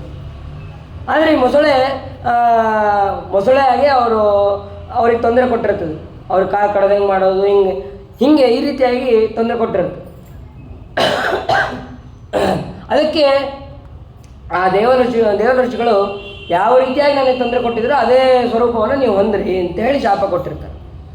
ಈ ಆನೆಗೆ ಮಾತ್ರ, ನೀನು ಸೊಳ್ಳೆಯಲ್ಲಿ ನಂಗೆ ಸ್ವಲ್ಪ ಹೊತ್ತು ಆಟ ಆಡಿಸ್ತೀವಿ, ಅದಕ್ಕೆ ನೀನು ಒಂದು ಜನ್ಮದಲ್ಲಿ ರಾಜ್ಯವನ್ನು ಆಳಿ ಆಮೇಲೆ ನೀನು ಮತ್ತೆ ಮೊಸಳೆಯನ್ನು ಪಡಿ, ಆನೆಯನ್ನು ಪಡಿ ಅಂತ ಹೇಳ್ತಾರೆ.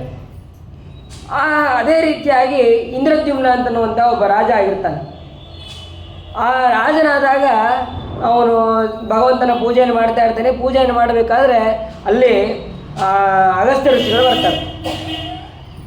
ಅಗಸ್ತ್ಯ ಋಷಿಗಳು ಬಂದಾಗ ಅಗಸ್ತ್ಯ ಋಷಿಗಳನ್ನು ಎದ್ದು ನಿಂತು ಗೌರವವನ್ನು ಕೊಡೋದಿಲ್ಲ, ಅವರಿಗೆ ಸ್ವಾಗತಾದಿಗಳನ್ನು ಯಾವುದನ್ನೂ ಕೂಡ ಮಾಡೋದಿಲ್ಲ. ಆವಾಗ ನಾನು ಬಂದಿದ್ದನ್ನು ಗಮನಿಸದೇನೆ ನೀನು ಪೂಜೆಯಲ್ಲಿ ನಿರತನಾಗಿದ್ದಿ ಅಂತ ಹೇಳಿ ನೀನು ಆನೆ ಆಗುವಂಥೇಳಿ ಶಾಪ ಕೊಡ್ತಾರೆ. ಯಾಕೆಂದರೆ ಆನೆ ಯಾವಾಗಲೂ ಒಂದೇ ಕಡೆ ಇರುತ್ತೆ, ಅದು ಒಂದೇ ಧ್ಯಾನ, ಅದಕ್ಕೆ ಬೇರೆ ಏನೋ ಧ್ಯಾನ ಇರೋದೇ ಇಲ್ಲ. ಹಾಗಾಗಿ ನೀನು ಯಾವ ರೀತಿಯಾಗಿ ಕೂತಿದೆಯೋ ಹಾಗೆ ಕೂಡುವ ಹಾಗೆ ನೀನು ಆಗು ಅಂತೇಳಿ ಶಾಪವನ್ನು ಕೊಟ್ಟಿರ್ತಾರೆ. ಆ ಶಾಪದ ಪ್ರಭಾವದಿಂದನೇ ಇಲ್ಲಿ ಆನೆ ಹಾಗೂ ಮೊಸಳೆ ಆಗಿ ಇವರು ಹುಟ್ಟಿದ್ದಾರೆ ಅಂತ ಅನ್ನೋದನ್ನು ನಾವಿಲ್ಲಿ ತಿಳಿಬಹುದು. ನಾನು ಮೊನ್ನೆ ಹೇಳಿದೆ, ಯಾವುದೇ ರೀತಿಯಾದಂತಹ ಸಮಯದಲ್ಲಿ ಬ್ರಾಹ್ಮಣರು, ಅತಿಥಿಗಳು ಯಾರೇ ಬಂದರೂ ಅವ್ರಿಗೆ ಗೌರವವನ್ನು ಕೊಡಬೇಕು. ಗೌರವವನ್ನು ಕೊಟ್ಟರೆ ನಮಗೆ ಅದು ಒಳ್ಳೆಯದಾಗತ್ತೆ ಅಂತ ಅನ್ನೋದು ಇದು ಒಂದು ಕಥೆಯಿಂದ ನಾವು ತಿಳಿಯಬಹುದು. ಅದಾದ ಮೇಲೆ ಆ ಭಗವಂತ ಗಜೇಂದ್ರನಿಗೆ ಅನುಗ್ರಹವನ್ನು ಮಾಡಿ ಅಲ್ಲಿಂದ ಅದೃಶ್ಯನಾಗ್ತಾನೆ. ಅದಾದ ಮೇಲೆ 5ನೇ ಮನ್ವಂತರ, ಆ 5ನೇ ಮನ್ವಂತರ ಅದು ರೈವತ ಮನ್ವಂತರ. ಅಲ್ಲಿ ಮನುಪುತ್ರರು ಬಲ, ವಿಂಧ್ಯ, ಅರ್ಜುನ ಇವರೇ ಮೊದಲಾದಂತಹ ದೇವತೆಗಳು, ಮತ್ತು ಇಂದ್ರ ಅಲ್ಲಿ ವಿಭು, ಆಮೇಲೆ ದೇವತೆಗಳು ಯಾರು ಅಂತಂದರೆ ಭೂತರಯ ಅವರೇ ಮೊದಲಾದಂತಹ ದೇವತೆಗಳು, ಋಷಿಗಳು ಹಿರಣ್ಯ, ರೋಮ ಇವರೇ ಮೊದಲಾದಂತಹ ಅಲ್ಲಿ ಋಷಿಗಳು. ಅಲ್ಲಿ ಭಗವಂತನ ಅವತಾರ ಯಾವುದು ಅಂತಂದರೆ ವಿಕುಂಠಾದೇವಿಯಲ್ಲಿ ಭಗವಂತ ವೈಕುಂಠನಾಮಕನಾಗಿ ಅವತಾರವನ್ನು ಮಾಡ್ತಾನೆ. ಶುಭ್ರ ಅಂತನ್ನುವಂತಹ ಋಷಿ, ಆ ಶುಭ್ರರಿಗೆ ವಿಕುಂಠ ಅಂತನ್ನುವಂತಹ ಪತ್ನಿ, ಅವರಿಬ್ಬರಲ್ಲಿ ಹುಟ್ಟಿದವನೇ ವೈಕುಂಠ ಅಂತನ್ನುವಂತಹ ಭಗವಂತ. ಆ ವೈಕುಂಠ ನಾಮಕನಾದಂತಹ ಭಗವಂತ ಹುಟ್ಟಿದ ಮೇಲೆ ಲಕ್ಷ್ಮೀದೇವಿ ಪ್ರಾರ್ಥನೆ ಮಾಡ್ತಾಳಂತೆ, ನನಗೊಂದು ಸುಂದರವಾದಂತಹ ಅರಮನೆ ಬೇಕು ಅಂತ. ಅದಕ್ಕೆ ವೈಕುಂಠವನ್ನು ಭಗವಂತ ನಿರ್ಮಾಣವನ್ನು ಮಾಡ್ತಾನೆ. ಅಲ್ಲ, ಈ ವೈಕುಂಠ ಅಂತ ಅನ್ನೋದು ಯಾವಾಗಲೂ ಇರುತ್ತೆ ಅಂತಂದರೆ ಹೌದು, ಯಾವಾಗಲೂ ಇರೋದು ನಿಜ. ಆದರೆ ಆ ಮನ್ವಂತರದಲ್ಲಿ ಲಕ್ಷ್ಮೀದೇವಿಯ ಅನುಗ್ರಹಕ್ಕಾಗಿ ಅದನ್ನು ಇದ್ದಂತಹ ವೈಕುಂಠವನ್ನು ಪೂರ್ಣ ವಿಸ್ತಾರವಾಗಿ ಮಾಡಿದ ಅಂತ ಅನ್ನೋದನ್ನು ನಾವು ಇಲ್ಲಿ ತಿಳಿಯಬಹುದು. ಅದಾದ ಮೇಲೆ 6ನೇ ಮನ್ವಂತರ, ಅದು ಚಕ್ಷುಷನ ಮಗ, ಅವನು ಚಾಕ್ಷುಷ ಅಂತ, ಅವನೇ ಹೆಸರಲ್ಲೇ ಮನ್ವಂತರ, ಚಾಕ್ಷುಷ ಮನ್ವಂತರ. ಆಮೇಲೆ ಅಲ್ಲಿ ಮನುಪುತ್ರರು ಯಾರು ಅಂತಂದರೆ ಪುರುಷ, ಸುದ್ಯುಮ್ನ ಅಂತನ್ನುವಂಥವರೇ ಅಲ್ಲಿ ಮನುಪುತ್ರರು. ಆಮೇಲೆ ಇಂದ್ರ ಯಾರು ಅಂತಂದರೆ ಮಂದ್ರದ್ರುಮ ಅಂತನವನೇ ಇಂದ್ರ. ಅಲ್ಲಿ ದೇವತೆಗಳು ಯಾರು ಅಂತಂದರೆ ಆಪ್ಯ, ಅವರೇ ಮೊದಲಾದಂತಹ ದೇವತೆಗಳು ಅಲ್ಲಿ ಆಗ್ತಾರೆ. ಆಮೇಲೆ ಋಷಿಗಳು ಯಾರು ಅಂತಂದರೆ ವೈರಾಜ ಮೊದಲಾದಂತಹ ದೇವತೆಗಳು ಅಲ್ಲಿ ಋಷಿಗಳು ಅಲ್ಲಿ ಆಗ್ತಾರೆ. ಅದಾದ ಮೇಲೆ ಅಲ್ಲಿ ಭಗವಂತನ ಅವತಾರ ಯಾವುದು ಅಂತಂದರೆ ಅಜಿತ. ಆ ಅಜಿತ ನಾಮಕನಾದಂತಹ ಭಗವಂತ ಅಲ್ಲಿ ಅವತಾರವನ್ನು ಮಾಡ್ತಾನೆ. ಸರಿ, ಆ ಭಗವಂತ ಅವತಾರ ಮಾಡಿ ಏನು ಮಾಡ್ದ ಅಂತಂದರೆ, ಅವನು ಅಮೃತಮತವನ್ನು ಮಾಡಿ ದೇವತೆಗಳಿಗೆ ಅಮೃತವನ್ನು ತಂದುಕೊಟ್ಟು ಆ ದೈತ್ಯರಿಗೆ ಅವನು ಸೋಲನ್ನು ತಂದುಕೊಟ್ಟ ಅಂತ ಅನ್ನೋದನ್ನು ಅಲ್ಲಿ ಹೇಳ್ತಾರೆ. ಆವಾಗ ಮತ್ತೆ ಪರೀಕ್ಷಿತರಾಜರು ಹೇಳ್ತಾರೆ ಯಾವ ರೀತಿಯಾಗಿ ಕ್ಷೀರಸಾಗರವನ್ನು ಮಥನ ಮಾಡಿದ್ರು, ಮತ್ತು ಅಲ್ಲಿ ಕಡಗೋಲನ್ನಾಗಿ ಏನನ್ನು ಇಟ್ಕೊಂಡಿದ್ರು, ಮತ್ತು ಅದಕ್ಕೆ ಹಗ್ಗವನ್ನಾಗಿ ಯಾವುದನ್ನು ಇಟ್ಕೊಂಡಿದ್ರು, ಅದೆಲ್ಲವನ್ನು ಕೂಡ ವಿಸ್ತಾರವಾಗಿ ಹೇಳ್ರಿ ಅಂತ ಹೇಳಿದಾಗ ಅದಕ್ಕೆ ಹೇಳ್ತಾರೆ, ಒಂದು ಸಲ ಆನೆಯ ಮೇಲೆ ಈ ಇಂದ್ರ ಹೋಗ್ತಾ ಇರ್ತಾನೆ. ಹೋಗ್ತಾ ಇರಬೇಕಾದ್ರೆ ಅವಾಗ ದುರ್ವಾಸರು ಎದುರುಗಡೆ ಬರ್ತಾರೆ. ದುರ್ವಾಸರು ಬಂದ ತಕ್ಷಣ ಅವರು ಭಗವಂತನ ಹತ್ರ ಹೋಗಿ ಬಂದಿದ್ದರು. ಆ ಭಗವಂತನ ನಿರ್ಮಾಲ್ಯವನ್ನು ಇಂದ್ರನಿಗೆ ಕೊಡ್ತಾರೆ. ಕೊಟ್ಟ ತಕ್ಷಣ ಇಂದ್ರನಿಗೆ ಸ್ವಲ್ಪ ಅಹಂಕಾರ ಅಂತನ್ನೋದು ಬಂದಿತ್ತು. ತಾನು ಅದನ್ನು ಧಾರಣೆ ಮಾಡಬೇಕಾಗಿತ್ತು. ತಾನು ಅದನ್ನು ಧಾರಣೆ ಮಾಡದೇನೆ ತನ್ನ ಆನೆಯ ಮೇಲೆ ಹಾಕ್ತಾನೆ. ಆನೆಯ ಮೇಲೆ ಹಾಕಿದ ತಕ್ಷಣ ಆನೆ ಏನು ಮಾಡ್ತದೆ, ಅದು ಯಾವುದು ಕೂಡ ಆಹಾರ ಗಿರ ಏನೋ ಅದನ್ನು ನೋಡೋದಿಲ್ಲ. ಅದಕ್ಕೆ ಭಗವಂತನ ನಿರ್ಮಾಲ್ಯ ಅಂತನ್ನೋದು ಗೊತ್ತಾಗೋದಿಲ್ಲ. ಅದು ತಕ್ಷಣ ತನ್ನ ಕಾಲಿಗೆ ಹಾಕ್ಕೊಂಡು ತುಳಿದ ತಕ್ಷಣ ನೀನು ಐಶ್ವರ್ಯ ಭ್ರಷ್ಟನಾಗು ಅಂಥೇಳಿ ಆ ಇಂದ್ರನಿಗೆ ಶಾಪವನ್ನು ಕೊಟ್ಟರು. ಅಷ್ಟಾದ ತಕ್ಷಣ ಮತ್ತೆ ದೇವತೆಗಳ ಜೊತೆಗೆ ಎಲ್ಲ ದೈತ್ಯರೆಲ್ಲರೂ ಕೂಡ ಯುದ್ಧಕ್ಕಾಗಿ ಅಂತ ಬರ್ತಾರೆ. ಯುದ್ಧಕ್ಕಾಗಿ ಅಂತ ಬಂದಾಗ ಮತ್ತೆ ಬ್ರಹ್ಮದೇವರ ಹತ್ರ ಹೋಗ್ತಾರೆ. ಬ್ರಹ್ಮದೇವರು ಮತ್ತೆ ಭಗವಂತನ ಹತ್ರ ಹೋಗ್ತಾರೆ. ಆ ಭಗವಂತನನ್ನು ಸ್ತೋತ್ರ ಮಾಡ್ತಾರೆ. ಅನೇಕ ಶ್ಲೋಕಗಳಿಂದ ಅವನನ್ನು ಸ್ತೋತ್ರ ಮಾಡ್ತಾರೆ. ಆ ಭಗವಂತ ಪ್ರತ್ಯಕ್ಷ ಆಗುವ ಸಲುವಾಗಿ ಮೊದಲು ಸ್ತೋತ್ರವನ್ನು ಮಾಡ್ತಾರೆ. ಪ್ರತ್ಯಕ್ಷ ಆದ ಮೇಲೆ ಮತ್ತೆ ಭಗವಂತ ಪ್ರತ್ಯಕ್ಷ ಆದಮೇಲೆ ಮತ್ತೆ ಸ್ತೋತ್ರ ಮಾಡ್ತಾರೆ. ಇಷ್ಟೋ ತನಕ ಪ್ರತ್ಯಕ್ಷ ಆಗೋ ತನಕ ಸ್ತೋತ್ರ ಮಾಡಿದರು. ನೀನು ಎಲ್ಲ ರೀತಿಯಾದಂತಹ ಸೃಷ್ಟಿಯನ್ನು ಮಾಡೋ ನೀನು, ಮತ್ತು ಎಲ್ಲ ರೀತಿಯಾದಂತಹ ಅವತಾರವನ್ನು ಮಾಡಿ ಎಲ್ಲರಿಗೂ ಅನುಗ್ರಹವನ್ನು ಮಾಡೋನು ನೀನು ಅಂತ ಆ ಭಗವಂತನನ್ನು ಕುರಿತು ಸ್ತೋತ್ರವನ್ನು ಮಾಡ್ತಾರೆ. ಇಷ್ಟಾದಮೇಲೆ ಮತ್ತೆ ಭಗವಂತ ಪ್ರತ್ಯಕ್ಷ ಆದಮೇಲೆ ಮತ್ತೆ ಸ್ತೋತ್ರ ಮಾಡ್ತಾರೆ ಬ್ರಹ್ಮದೇವರು. ಅಜಾಯ ಜನ್ಮಸ್ಥಿತಿ ಸಂಯಮಾಯ ಗುಣಾಯ ನಿರ್ವಾಣ ಸುಕಾರಣವಾಯ ಅಂತ ಹೇಳಿ ಅಜನಾದಂತಹ ಯಾವುದೇ ರೀತಿಯಾದಂತಹ ಜನ್ಮ ನಾಶ ಯಾವುದೂ ಕೂಡ ಭಗವಂತನಿಗಿಲ್ಲ ಅಂತಹ ನಿನಗೆ ನಮಸ್ಕಾರ ಅಂತ ಹೇಳಿ ಬ್ರಹ್ಮಾದಿ ದೇವತೆಗಳು ಸ್ತೋತ್ರ ಮಾಡ್ತಾರೆ. ಸ್ತೋತ್ರ ಮಾಡಿದ ಮೇಲೆ ಏನಾಗಬೇಕು ಇಲ್ಲ, ಹೀಗೆ ದೇವತೆಗಳೆಲ್ಲರೂ ಕೂಡ ಐಶ್ವರ್ಯ ಭ್ರಷ್ಟರಾಗಿದ್ದಾರೆ, ಸ್ಥಾನಭ್ರಷ್ಟರಾಗಿದ್ದಾರೆ. ಹಾಗಾಗಿ ಅವರಿಗೆ ಅನುಗ್ರಹವನ್ನು ಮಾಡಬೇಕು. ಸರಿ, ಹಾಗಾದರೆ ಪ್ರತಿ ಸತೆ ಭಗವಂತ ಹೇಳ್ಬೋದಾಗಿತ್ತು, ಒಂದು ರೂಪ ತಗೋತೀನಿ, ಒಂದು ರೂಪದಿಂದ ಬಡ ಅವರೆಲ್ಲರನ್ನು ಯುದ್ಧ ಮಾಡಿ ಸೋಲಿಸ್ಬಿಡೋಣ, ಸೋಲಿಸಿ ನಾನು ನಿಮಗೆ ಐಶ್ವರ್ಯವನ್ನು ತಂದು ಕೊಡ್ತೀನಿ ಅಂತ ಹೇಳ್ಬೋದಾಗಿತ್ತು. ಆದರೆ ಹಾಗೆ ಹೇಳಲಿಲ್ಲ. ಪ್ರತಿ ಸತಿ ಯುದ್ಧ ಮಾಡೋದು ಅವೆಲ್ಲ ನನಗೂ ಬೇಸರ ಬಂದಿದೆ, ಸ್ವಲ್ಪ ವೆರೈಟಿ ಇರಲಿ ಅಂತ ಹೇಳಿ. ಯಾಕೆ ಅಂತಂದರೆ ಅದಕ್ಕೆ ಭಾಗವತ ಹೇಳುತ್ತೆ, ಏಕ ಏವೇಶ್ವರ ತಸ್ಮಿನ್ ಸುರಕಾರೇ ಸುರೇಶ್ವರ ವಿಹರ್ತು ಕಾಮಸ್ಥಾನಾಹ ಸಮುದ್ರೋನ್ಮತನಾದಿವಿ. ಭಗವಂತನಿಗೆ ಬೇರೆ ಏನಿಲ್ಲ. ಈ ಸಮುದ್ರ ಮಥನ ಮತ್ತು ಇದು ಅವೆಲ್ಲ ಅವನಿಗೊಂದು ವಿಹಾರ, ಅವನಿಗೊಂದು ಆಟ ಅಷ್ಟೇ. ಇದು ಅದಕ್ಕೆ ಈ ರೀತಿಯಾಗಿ ಸಮುದ್ರ ಮಥನ ಅಂತ ನಾವು ಅದನ್ನು ಮಾಡೋಣ. ಈ ಸಮುದ್ರ ಮಥನ ಮಾಡಬೇಕಾದ್ರೆ ನೀವು ದೇವತೆಗಳು ಯಾವುದೇ ಕಾರಣಕ್ಕೂ ಜಗಳ ಆಡಬಾರ್ದು.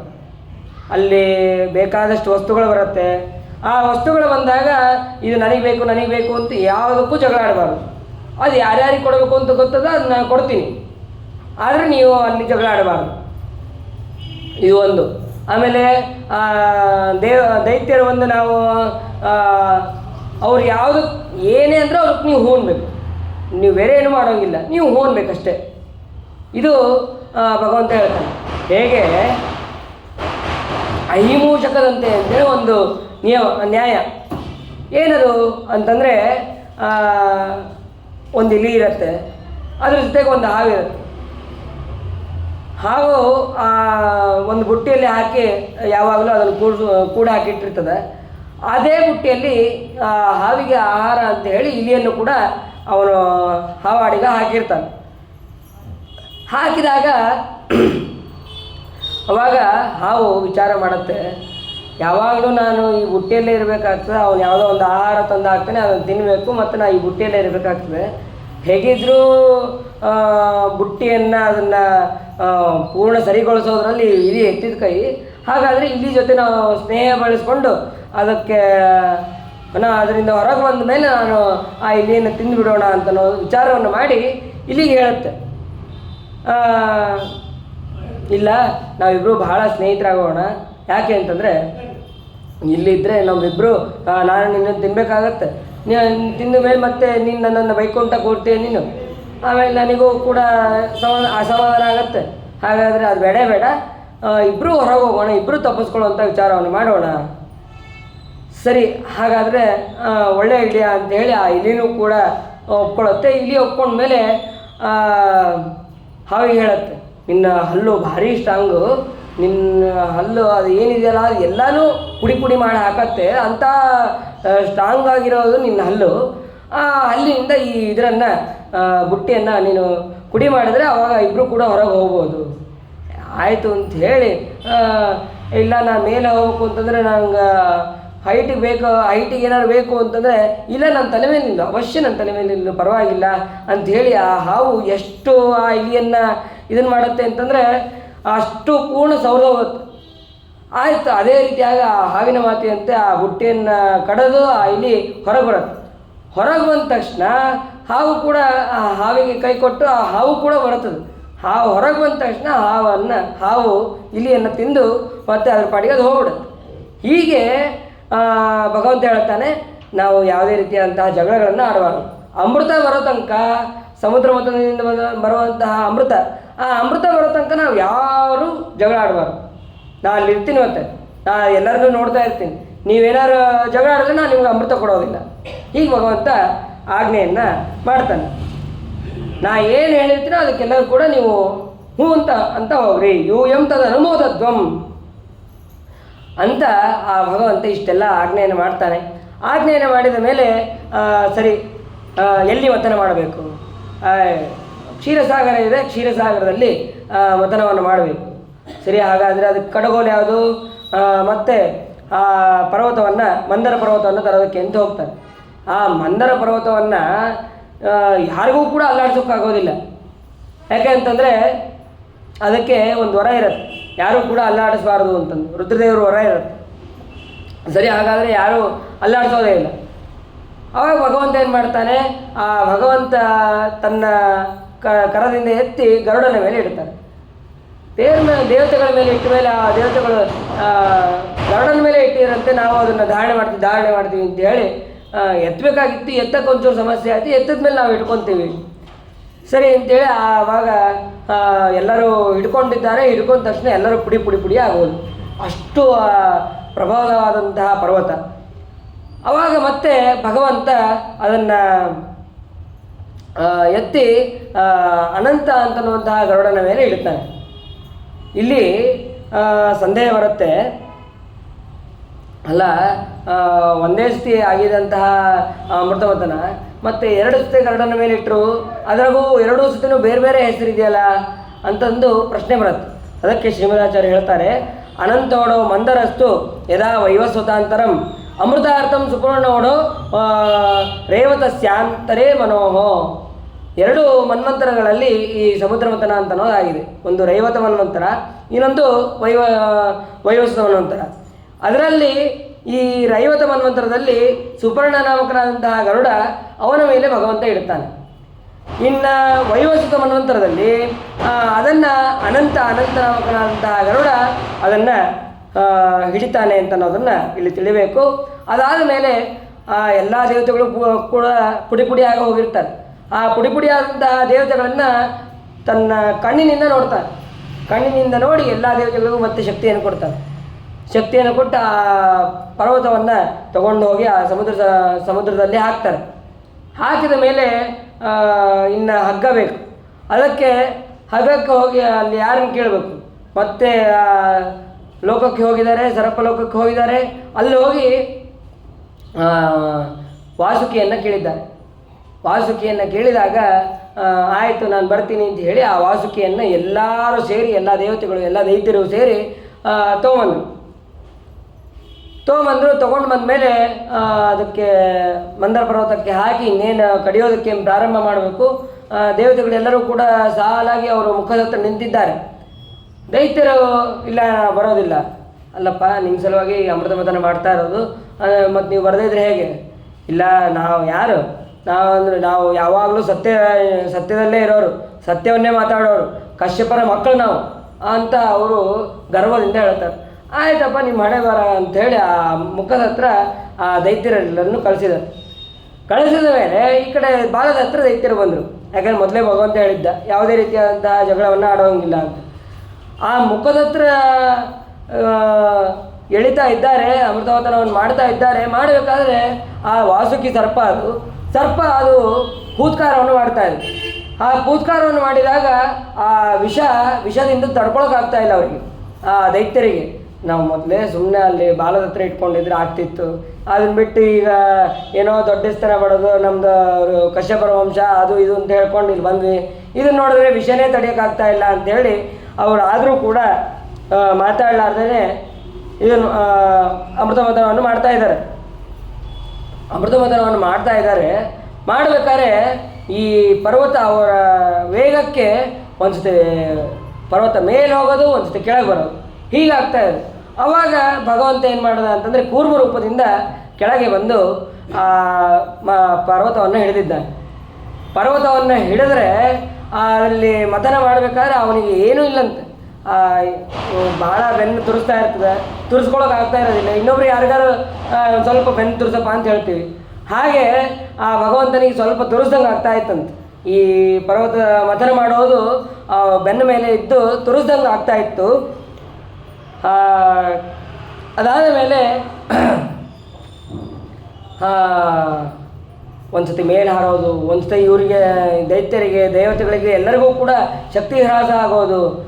ಆಮೇಲೆ ಏನು ಮಾಡಿದ್ರು ಅದು ಪರ್ವತ ನಿಲ್ತಾ ಇಲ್ಲ.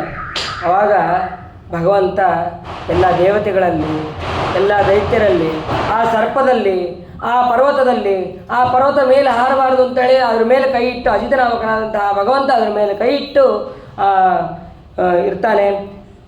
ಉಪರ್ಯದಶ್ಚಾತ್ಮನಿ ನೇತ್ರ ಗೋತ್ರಯೋ ಪರೇಣತೆ ಪ್ರಾವಿಶತಾ ಸಮೇಧಿತಾ ಮಮಂತುರಬ್ಧಿಂ ತರಸಾ ಮದೋತ್ಕಟ ಮಹಾತ್ರಿಣಾ ಕ್ಷೋಭಿತ ನಕ್ರಚಕ್ರಂ.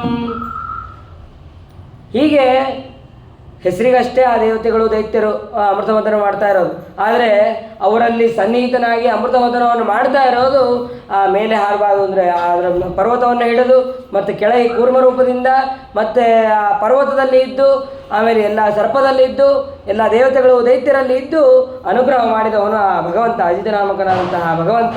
ಹೀಗೆ ಎಲ್ಲ ಕಡೆಯೂ ಕೂಡ ಇದ್ದು ಅವನೇ ಇದನ್ನು ಮಾಡ್ತಾ ಇದ್ದಾನೆ. ಇಷ್ಟಾದರೆ ಎಷ್ಟೊತ್ತಾದರೂ ಏನೂ ಬರ್ತಾ ಇರಲಿಲ್ಲ. ಆವಾಗ ಇವರೆಲ್ಲರಿಗೂ ಕೂಡ ಸುಸ್ತಾಯಿತು.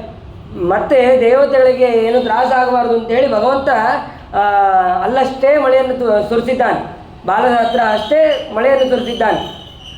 ಆಮೇಲೆ ಅಲ್ಲಿ ಮಥನವನ್ನು ಮಾಡಿದಾಗ ಹಲಾಲ ವಿಷ ಅಂತ ಅನ್ನೋದು ಬಂದಿದೆ. ಆ ವಿಷವನ್ನು ಇನ್ಯಾರು ಪಾಲನೆ ಮಾಡಬೇಕು? ಎಲ್ಲ ದೇವತೆಗಳು ಕೂಡ ಹೋಗಿ, ಅಲ್ಲಿದ್ದಂತಹ ಪ್ರಜೆಗಳು ಎಲ್ಲರೂ ಕೂಡ ಹೋಗಿ ರುದ್ರದೇವರನ್ನು ಸ್ತೋತ್ರ ಮಾಡ್ತಾರೆ. ಇದು ಇಡೀ ಸೃಷ್ಟಿ ಸಂಹಾರವನ್ನು ಮಾಡೋನು ನೀನು, ಆ ಸಂಹಾರವನ್ನು ಮಾಡ್ಬೇಕಾದ್ರೆ ಇಂತಹ ವಿಷಗಳು ನಿನಗೆ ಬೇಕಾದಷ್ಟು ಸಿಕ್ಕಿರುತ್ತೆ, ಹಾಗಾಗಿ ನೀ ಈ ವಿಷವನ್ನು ಪಾನ ಮಾಡು ಅಂತ ಆ ರುದ್ರದೇವರಿಗೆ ಪ್ರಾರ್ಥನೆ ಮಾಡ್ತಾರೆ. ರುದ್ರದೇವರು ಪ್ರಾರ್ಥನೆ ಮಾಡಿದಾಗ ಅವಾಗ ರುದ್ರದೇವರು ಅಂತಾರೆ, ಪಾರ್ವತಿಯನ್ನು ನೋಡಿ ಹೇಳ್ತಾರೆ, ಇಷ್ಟೆಲ್ಲ ಜನ ಎಲ್ಲ ಕಷ್ಟಪಟ್ಟು ನಾನು ಪ್ರಾರ್ಥನೆ ಮಾಡ್ತಾ ಇದ್ದಾರೆ, ಹಾಗಾಗಿ ನಾನು ವಿಷವನ್ನು ನಾನು ಪಾನ ಮಾಡ್ತೀನಿ, ಅವರನ್ನು ಉದ್ಧಾರ ಮಾಡೋಕ್ಕಾಗಿ ನಾನು ಪಾನವನ್ನು ಮಾಡ್ತೀನಿ. ಸರಿ, ಹಾಗಾದರೆ ಆಯಿತು ಅಂಥೇಳಿ ಆ ಪಾರ್ವತಿಯು ಕೂಡ ಹೇಳಿ ಕಳಿಸ್ತಾರೆ. ಆ ಪಾರ್ವತಿ ಹೇಳಿ ಕಳಿಸಿದ ಮೇಲೆ ಅಲ್ಲಿ ಅಮೃತವನ್ನು ಕೈಯಲ್ಲಿ ಹಾಕಿಕೊಂಡು ಅವರು ಪಾನವನ್ನು ಮಾಡಿದರು ಅಂತ ಹೇಳಿ ಶ್ಲೋಕ ಇದೆ. ತತಃಕರದಲ್ಲಿ ಕೃತ್ಯ ವ್ಯಾಪಿ ಹಲಾಹಲಂ ವಿಷಂ ಅಭಕ್ಷಯಾನ್ ಮಹಾದೇವ ಕೃಪಯ ಭೂತಭಾವನ ಅಂತ ಹೇಳಿ ಅಲ್ಲಿ ಇದೆ. ಅದಕ್ಕೆ ರುದ್ರದೇವರು ಈ ಹಲಾಹಲ ವಿಷವನ್ನು ಪಾನ ಮಾಡಿದ್ರು ಅಂತ ಹೇಳಿ ಶ್ಲೋಕದಲ್ಲಿ ಅನಿಸುತ್ತೆ. ಅದಕ್ಕೆ ಸರಿಯಾದ ಅರ್ಥವನ್ನು ನಾವು ತಿಳಿಯಬೇಕು. ಈ ಪಾರ್ವತಿಗೆ ರುದ್ರದೇವರು ಇನ್ನೊಂದು ಪುರಾಣದಲ್ಲಿ ಹೇಳ್ತಾರೆ. ಏನಂತ, ನನ್ನ ಕೈಲಿ ಈ ಹಾಲ ವಿಷವನ್ನು ಪಾನ ಮಾಡೋದಕ್ಕಾಗೋದಿಲ್ಲ, ಇದನ್ನು ಸರ್ವಸಮರ್ಥರಾದಂತಹ ವಾಯುದೇವರೇ ಪಾನ ಮಾಡೋದಕ್ಕೆ ಅರ್ಹರು, ಹಾಗಾಗಿ ಆ ವಾಯುದೇವರೇ ಪಾನ ಮಾಡಿದವರು ಅಂತ ಹೇಳಿ ಪದ್ಮಪುರಾಣದಲ್ಲಿ ಒಂದು ವಾಕ್ಯ ಇದೆ.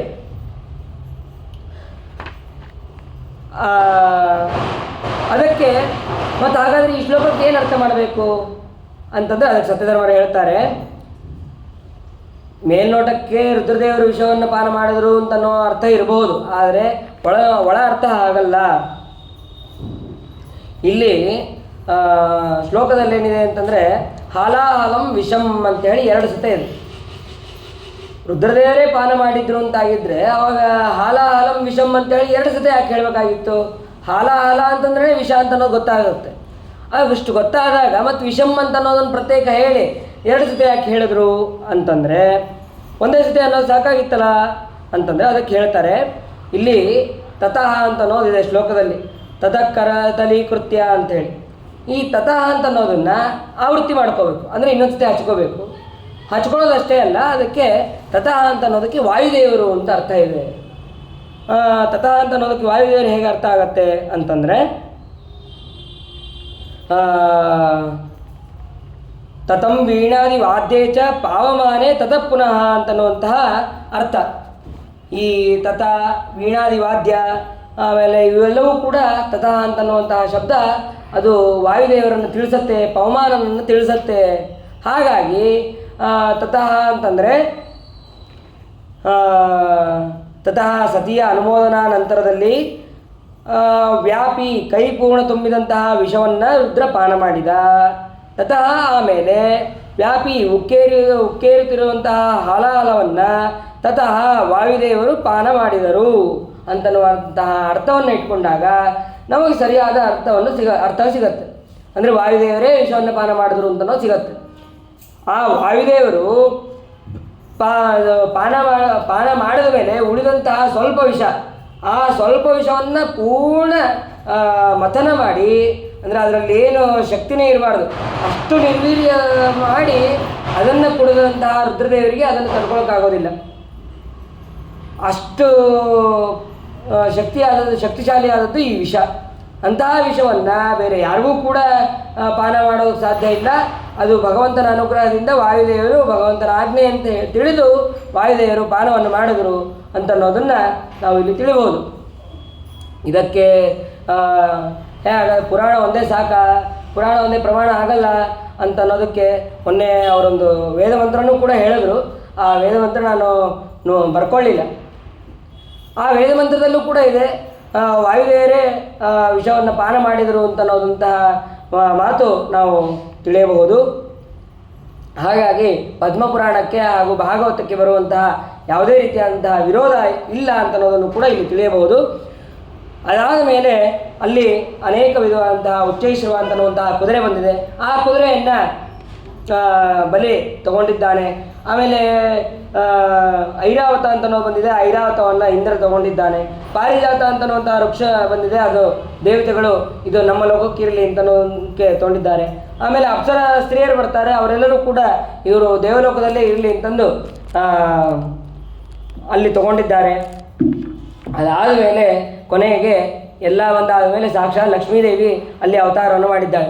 ಅವತಾರವನ್ನು ಮಾಡಿದ ಮೇಲೆ ಎಲ್ಲ ದೇವತೆಗಳಿಗೂ ಗೊತ್ತು ಇವಳು ಲಕ್ಷ್ಮೀದೇವಿ ಬಂದಿದ್ದಾಳೆ, ಲಕ್ಷ್ಮೀದೇವಿ ಅವಳು ಸಾಕ್ಷಾತ್ ಭಗವಂತನನ್ನೇ ಹೋಲಿಸೋದು, ನಮಗೆ ಯಾರಿಗೂ ಸಿಗೋದಿಲ್ಲ ಅಂತ. ಆದರೂ ಕೂಡ ಆ ಲಕ್ಷ್ಮೀದೇವಿ ಬಂದ ತಕ್ಷಣ ಎಲ್ಲರ ದೋಷಗಳನ್ನು ಹೇಳ್ತಾ ಹೋಗ್ತಾಳಂತೆ.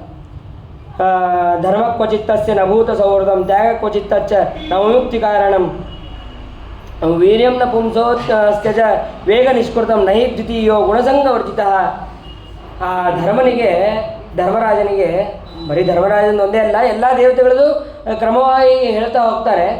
ಎಲ್ಲ ದೇವತೆಗಳಿಗೂ ದೋಷ ಇದೆ, ಆದರೆ ನಿರ್ದೋಷನಾದಂತಹ ಭಗವಂತ ಅವನಿಗೆ ಯಾವುದೇ ರೀತಿಯಾದಂತಹ ದೋಷ ಇಲ್ಲ. ಯಾರಿಗೆ ನಾನು ಬೇಡವೋ ಅವನಿಗೆ ಅಂಥವನು ನನಗೆ ಬೇಕು. ಯಾಕೆಂದರೆ ಭಗವಂತನಿಗೆ ಯಾರ ಅಪೇಕ್ಷೆಯೂ ಕೂಡ ಇಲ್ಲ, ನನ್ನ ಅಪೇಕ್ಷೆಯೂ ಕೂಡ ಭಗವಂತನಿಗಿಲ್ಲ. ಅಂತಹ ಭಗವಂತ ನನಗೆ ಬೇಕು ಅಂತನ್ನುವಂತಹ ಪ್ರಾರ್ಥನೆಯನ್ನು ಹೇಳ್ತಾಳೆ.